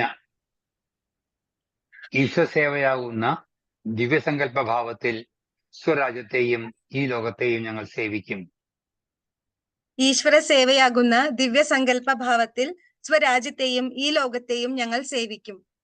പ്രേമമാണ് ഞങ്ങളുടെ സേവനോപാധി. പ്രേമമാണ് ഞങ്ങളുടെ സേവനോപാധി. ദാനശീലത്തിലൂന്നിയതാണ് ഞങ്ങളുടെ കർമ്മപഥം. ദാനശീലത്തിലൂന്നിയതാണ് ഞങ്ങളുടെ കർമ്മപഥം. സച്ചിദാനന്ദം സഹജീവികളുമായി പങ്കിടുന്ന സഹജാനന്ദമാണ് ഞങ്ങളുടെ ആത്മീയത. സച്ചിദാനന്ദം സഹജീവികളുമായി പങ്കിടുന്ന സഹജാനന്ദമാണ് ഞങ്ങളുടെ ആത്മീയത. ലോകം ഒരു കുടുംബവും ഈശ്വരൻ കുടുംബനാഥനുമാണ്. ഒരു കുടുംബവും ഈശ്വരൻ കുടുംബനാഥനുമാണ്. ഈശ്വര കൃപാപാത്രങ്ങളായ അമൃത സന്താനങ്ങളാണ് ഞങ്ങൾ. ഈശ്വര കൃപാപാത്രങ്ങളായ അമൃത സന്താനങ്ങളാണ് ഞങ്ങൾ. ദൈവാനുഗ്രഹത്താൽ ഏറ്റവും ഉത്കൃഷ്ടരും തികഞ്ഞ സന്തുഷ്ടരും ആയുരാരോഗ്യ സൗഖ്യാനുഭവികളുമാണ് ഞങ്ങൾ. അനുഗ്രഹത്താൽ ഏറ്റവും ഉത്കൃഷ്ടരും തികഞ്ഞ സന്തുഷ്ടരും ആയുരാരോഗ്യ സൗഖ്യാനുഭവികളുമാണ് ഞങ്ങൾ. ലോകത്തോടും ഈശ്വരനോടുമുള്ള സത്യസന്ധത ഞങ്ങളുടെ ജീവിതവ്രതമാണ്. ലോകത്തോടും ഈശ്വരനോടുമുള്ള സത്യസന്ധത ഞങ്ങളുടെ ജീവിതവ്രതമാണ്. കർത്തവ്യബോധമുള്ള ഞങ്ങൾ ഈശ്വരേച്ഛയ്ക്കനുസൃതം ധാർമ്മിക ജീവിതം നയിക്കാൻ പ്രതിജ്ഞാബദ്ധരാണ്. കർത്തവ്യബോധമുള്ള ഞങ്ങൾ ഈശ്വരേച്ഛയ്ക്കനുസൃതം ധാർമ്മിക ജീവിതം നയിക്കാൻ പ്രതിജ്ഞാബദ്ധരാണ്. ജീവിതം ഈശ്വരന്റെ വരദാനം എന്നുറച്ച് ഈശ്വരന്റെ വരദാനം എന്നുറച്ച് ത്യാഗത്തിന്റെയും സേവനത്തിന്റെയും പാതയിൽ ഞങ്ങൾ ജീവിതം കലയാക്കും. ത്യാഗത്തിന്റെയും സേവനത്തിന്റെയും പാതയിൽ ഞങ്ങൾ ജീവിതം കലയാക്കും. ഓം തസ്സത്. ഓം കായേന വാചാ മനസേന്ദ്രിയൈർവാ ബുദ്ധ്യാത്മനാ വാ പ്രകൃതേ സ്വഭാവാത് കരോമി യദ്യത് സകലം പരസ്മൈ നാരായണായേതി സമർപ്പയാമി. കരചരണകൃതം വാ കർമ്മവാക്കായജം വാ ശ്രവണനയനജം വാ മാനസം വാപരാധം വിഹിതം അവിഹിതം വാ സർവമേതക്ഷമസ്വ. ശിവ ശിവ കരുണാബ്ധേ ശ്രീമഹാദേവ ശംഭോ. ഓം പൂർണ്ണമദ പൂർണ്ണമിദം പൂർണ്ണാത് പൂർണ്ണമുദച്യതേ പൂർണ്ണസ്യ പൂർണ്ണമാദായ പൂർണ്ണമേവാവശിഷ്യതേ. ഓം ശാന്തി ശാന്തി ശാന്തി. ലോകാഃ സമസ്താഃ സുഖിനോ ഭവന്തു. ലോകാഃ സമസ്താഃ സുഖിനോ ഭവന്തു. ലോകാഃ സമസ്താഃ സുഖിനോ ഭവന്തു. ഓം ശാന്തി ശാന്തി ശാന്തി. ഹരി ഓം. ശ്രീ ഗുരുഭ്യോ നമഃ. ഹരി ഓം. ഹരിശരണം ഹരിശരണം ഹരിശരണം. ശ്രീകൃഷ്ണാർപ്പണമസ്തു. ബ്രഹ്മാർപ്പണമസ്തു. ഗുരുവായൂരപ്പാ ശരണം. ഹരിശരണം.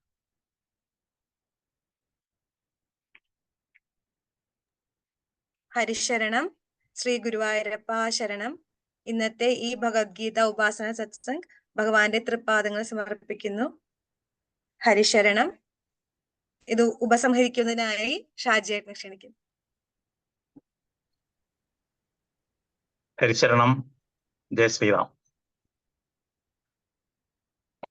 താങ്കളും വളരെ നന്നായിട്ട് തന്നെ ഇന്നത്തെ ക്ലാസ്സിൽ പോയി. എല്ലാവരും കറക്റ്റ് ടൈം തന്നെ ലോഗിൻ ചെയ്യുന്നതാണ് ഇന്നത്തെ പ്രത്യേകത. ഹോസ്റ്റും കോ ഹോസ്റ്റും ചാൻഡ് ചെയ്യാനുള്ള ആളുകളും എല്ലാവരും തന്നെ നേരത്തെ കയറി ലോഗിൻ ചെയ്തു. അത് വളരെ നല്ലൊരു ഇതാണ്. കാരണം തിരുമേനി സൂചിപ്പിച്ച പോലെ കൃതകൃത്യതയോടുകൂടി കാര്യങ്ങൾ ചെയ്യുക എന്ന് പറയുന്നത് എല്ലാവർക്കും സാധിക്കുന്ന കാര്യങ്ങളല്ല, പക്ഷെ നമുക്ക് സാധിച്ചു. പിന്നെ ഇന്ന് തിരുമേനി തുടക്കത്തിൽ തന്നെ പറഞ്ഞൊരു കാര്യം തന്നെയാണ് എൻ്റെ മനസ്സിലേക്ക് വന്നത്. ഈശ്വരമായിട്ടുള്ള പല കാര്യങ്ങളും കൃത്യമായിട്ട് ചെയ്തുകൊണ്ടിരിക്കുമ്പോൾ ചില ബന്ധപ്പാടുകളുടെ ഇടയിൽ നമ്മൾ ആ കാര്യങ്ങൾ ചെയ്യാൻ പറ്റിയില്ലെങ്കിലും അത് ഈശ്വരാർപ്പിതമായിട്ട് ആ ജോലി നമ്മൾ ചെയ്യുക എന്നുള്ളതാണ്. നമ്മൾ തന്നെ ഹരിസേവമാർ ഇപ്പോൾ വോളണ്ടിയേഴ്സ് ആയിട്ട് വർക്ക് ചെയ്യുന്ന പലരും തന്നെ സേവനം ചെയ്യുന്ന പലരും പറയാറുണ്ട്, വീട്ടിലെ കാര്യങ്ങള് ഓഫീസിലെ കാര്യങ്ങളെല്ലാം കഴിഞ്ഞിട്ട് ആശ്രമത്തിന് വേണ്ടിയിട്ട് സമയം കണ്ടെത്താൻ ചിലപ്പോൾ പലപ്പോഴും പറ്റാറില്ല. ഇപ്പൊ തന്നെ വോളണ്ടിയേഴ്സിന്റെ മാക്സിമം ലിമിറ്റിലാണ് അവർ പോകുന്നത്. അതുകൊണ്ട് പലപ്പോഴും പല കാര്യങ്ങൾക്കും പ്രോഗ്രാമിൽ പോലും പങ്കെടുക്കാൻ പറ്റാത്ത സാഹചര്യത്തിലേക്ക് വരാറുണ്ട് എന്നുള്ള രീതിയിൽ അവർ പറയാറുണ്ട്. അപ്പം എന്റെ മനസ്സിലേക്ക് ആ സമയത്ത് ഞാൻ മനസ്സിലേക്ക് വന്ന തിരുമേനി പറഞ്ഞ കാര്യം തന്നെയാണ്. നമ്മൾ എന്ത് ചെയ്യുമ്പോഴും അത് ഈശ്വരാർപ്പിതമായിട്ട് ചെയ്യാം. നമ്മള് മഹാഭാരതത്തിന്റെ വനപർവ്വതത്തിൽ ലാസ്റ്റായിട്ട് ഒരു ഇത് പറയുന്നുണ്ട്, ഒരു കഥ പറയുന്നുണ്ട്. രണ്ട് കൊക്കിന്റെയും അതുപോലെ ഒരു ഗൃഹസ്ഥയായിട്ടുള്ള അമ്മ, മിഥില എന്ന് പറയുന്ന ഗൃഹസ്ഥയായിട്ടുള്ള അമ്മയുടെ കഥ പറയുന്നുണ്ട്. ഒരു മഹർഷി, അദ്ദേഹം എനിക്കൊന്ന് കൗശിക മഹർഷി എന്ന് എനിക്ക് തോന്നുന്നു, അദ്ദേഹം ഒരു മഹർഷി വനത്തിലെങ്കിൽ ധ്യാനിക്കുകയായിരുന്നു. അങ്ങനെ അദ്ദേഹം തപസ് ചെയ്ത് ഒരുപാട് സിദ്ധികളൊക്കെ കൈവരിച്ചു. അപ്പൊ അദ്ദേഹത്തിന് ഭയങ്കര ഇതായി, എനിക്ക് സിദ്ധികളെ കൈവരിച്ചു കഴിഞ്ഞപ്പം ആ മരത്തിന്റെ മുകളിൽ രണ്ട് കൊക്കുകൾ കളിക്കുന്നുണ്ട്, അങ്ങനെ കൊക്കുകൾ കളിക്കുന്നുണ്ടായിരുന്നു. അപ്പൊ അവര് കളിക്കുമ്പോൾ ഇലകളൊക്കെ താഴേക്ക് വീഴുകയും അതുപോലെ അങ്ങനെ അദ്ദേഹത്തിന് ശല്യം. അത് പറഞ്ഞ് നേരെ മരത്തിന്റെ മുകളിലേക്ക് നോക്കി ആ പക്ഷികളെ നോക്കിയപ്പോ തന്നെ ആ പക്ഷി കരിഞ്ഞുപോയി. അപ്പോഴാണ് അദ്ദേഹത്തിന് മനസ്സിലായി എന്റെ സിദ്ധി ഭയങ്കര ആണല്ലോ എന്ന് വെച്ചാൽ. അങ്ങനെ അദ്ദേഹം ഗ്രാമത്തിലേക്ക് പോയി കഴിഞ്ഞപ്പോഴത്തേക്കും ഒരു ഭിക്ഷാടനത്തിനായിട്ട് പോയി ഒരു വീട്ടിൽ ചെന്ന് വിളിച്ചു. ഭിക്ഷാന്തേഹി എന്ന് പറഞ്ഞപ്പോൾ അന്നേരം ആ വീട്ടിലെ മിഥില എന്ന് പറയുന്ന ആ ഗൃഹസ്ഥ പുറത്തേക്ക് വന്ന് നോക്കിയിട്ട് അകത്തേക്ക് കയറിപ്പോയി. അപ്പൊ ഈ സന്യാസി കുറച്ചു നേരം വെയിറ്റ് ചെയ്തു. അപ്പൊ അദ്ദേഹത്തിന് ഭയങ്കരമായിട്ട് ദേഷ്യം വന്നു. കാരണം എന്നെപ്പോലെ ഒരു മഹാനായ സന്യാസി ഇങ്ങനെ വെയിറ്റ് ചെയ്യിക്കുന്നുണ്ടല്ലോ എന്ന്. അപ്പം ഉള്ളിൽ നിന്നും ഈ ഗൃഹസ്ഥ പറയായിരുന്നു, നിങ്ങൾക്ക് ദേഷ്യപ്പെടുന്നും വേണ്ട, ദേഷ്യപ്പെട്ടാല് അങ്ങനെ കരിഞ്ഞു പോകാൻ ഞാൻ ആ ക്രൗഞ്ചമിതരങ്ങളല്ല, പക്ഷിയല്ല ഞാൻ എന്ന്. അപ്പൊ ഇദ്ദേഹം അത്ഭുതം, എങ്ങനെയാണ് ഈ പക്ഷിയുടെ കഥ ഇവരറിഞ്ഞത്? അപ്പൊ അത് കഴിഞ്ഞപ്പോൾ ഒരു പറഞ്ഞു, ഞാൻ ഭർത്താവിനെ ശുശ്രൂഷിക്കുകയാണ്. പക്ഷെ ഭർത്താവിനെ ശുശ്രൂഷിച്ച് കഴിഞ്ഞിട്ട് വരാൻ അങ്ങനെ ഭർത്താവിനെ ശുശ്രൂഷിച്ചതിന് ശേഷം ഇദ്ദേഹത്തിന് വേണ്ട കാര്യങ്ങൾ കൊടുത്തു. അപ്പൊ ഇദ്ദേഹം ചോദിച്ചു, എങ്ങനെയാണ് നിങ്ങൾ എന്റെ കാര്യങ്ങളൊക്കെ അറിഞ്ഞേ എന്ന് ചോദിച്ചു. അപ്പൊ പറഞ്ഞു, അതേത് കാര്യം ചെയ്യുമ്പോഴും ഈശ്വരാർപ്പിതമായിട്ട് ചെയ്യുക. നിങ്ങൾക്ക് കൂടുതൽ കാര്യങ്ങൾ അറിയണമെങ്കിൽ നിങ്ങൾ മിഥിലയിൽ പോയാൽ അവിടെ ഒരു വ്യാധനുണ്ട്. വ്യാധൻ എന്ന് പറഞ്ഞാൽ അദ്ദേഹം ഇറച്ചിവെട്ടുകാരാണ്. അദ്ദേഹത്തോട് പോയാൽ അദ്ദേഹം കൂടുതൽ കാര്യം. അപ്പൊ അദ്ദേഹം വീണ്ടും അത്ഭുതമായി. കാരണം ഇറച്ചിവെട്ടുകാരനെ ഒരാളെ എങ്ങനെയാണ് ഈ ഭഗവത്ഗീതയെ കുറിച്ച് പറയുന്നത്? അങ്ങനെ അദ്ദേഹം അവിടെ പോയി ആ വ്യാധനോട് സംസാരിച്ച് അദ്ദേഹം കുറെ ഉപദേശങ്ങൾ കൊടുക്കുകയുണ്ട്. അതിനെ വ്യാധഗീത എന്ന് തന്നെ പറയുന്നുണ്ട്. അപ്പൊ കർമ്മം കൊണ്ട് അദ്ദേഹം ഇറച്ചിവെട്ടുകാരനാണെങ്കിലും കർമ്മം കൊണ്ട് അദ്ദേഹത്തിന് മുജന്മ കർമ്മം കൊണ്ടാണ് അദ്ദേഹം ചെയ്യുന്നത്. പക്ഷെ അയാൾ ശരിക്കും സാത്വികമായിട്ടുള്ള ജീവിതം തന്നെയാണ് നയിച്ചിരുന്നത്.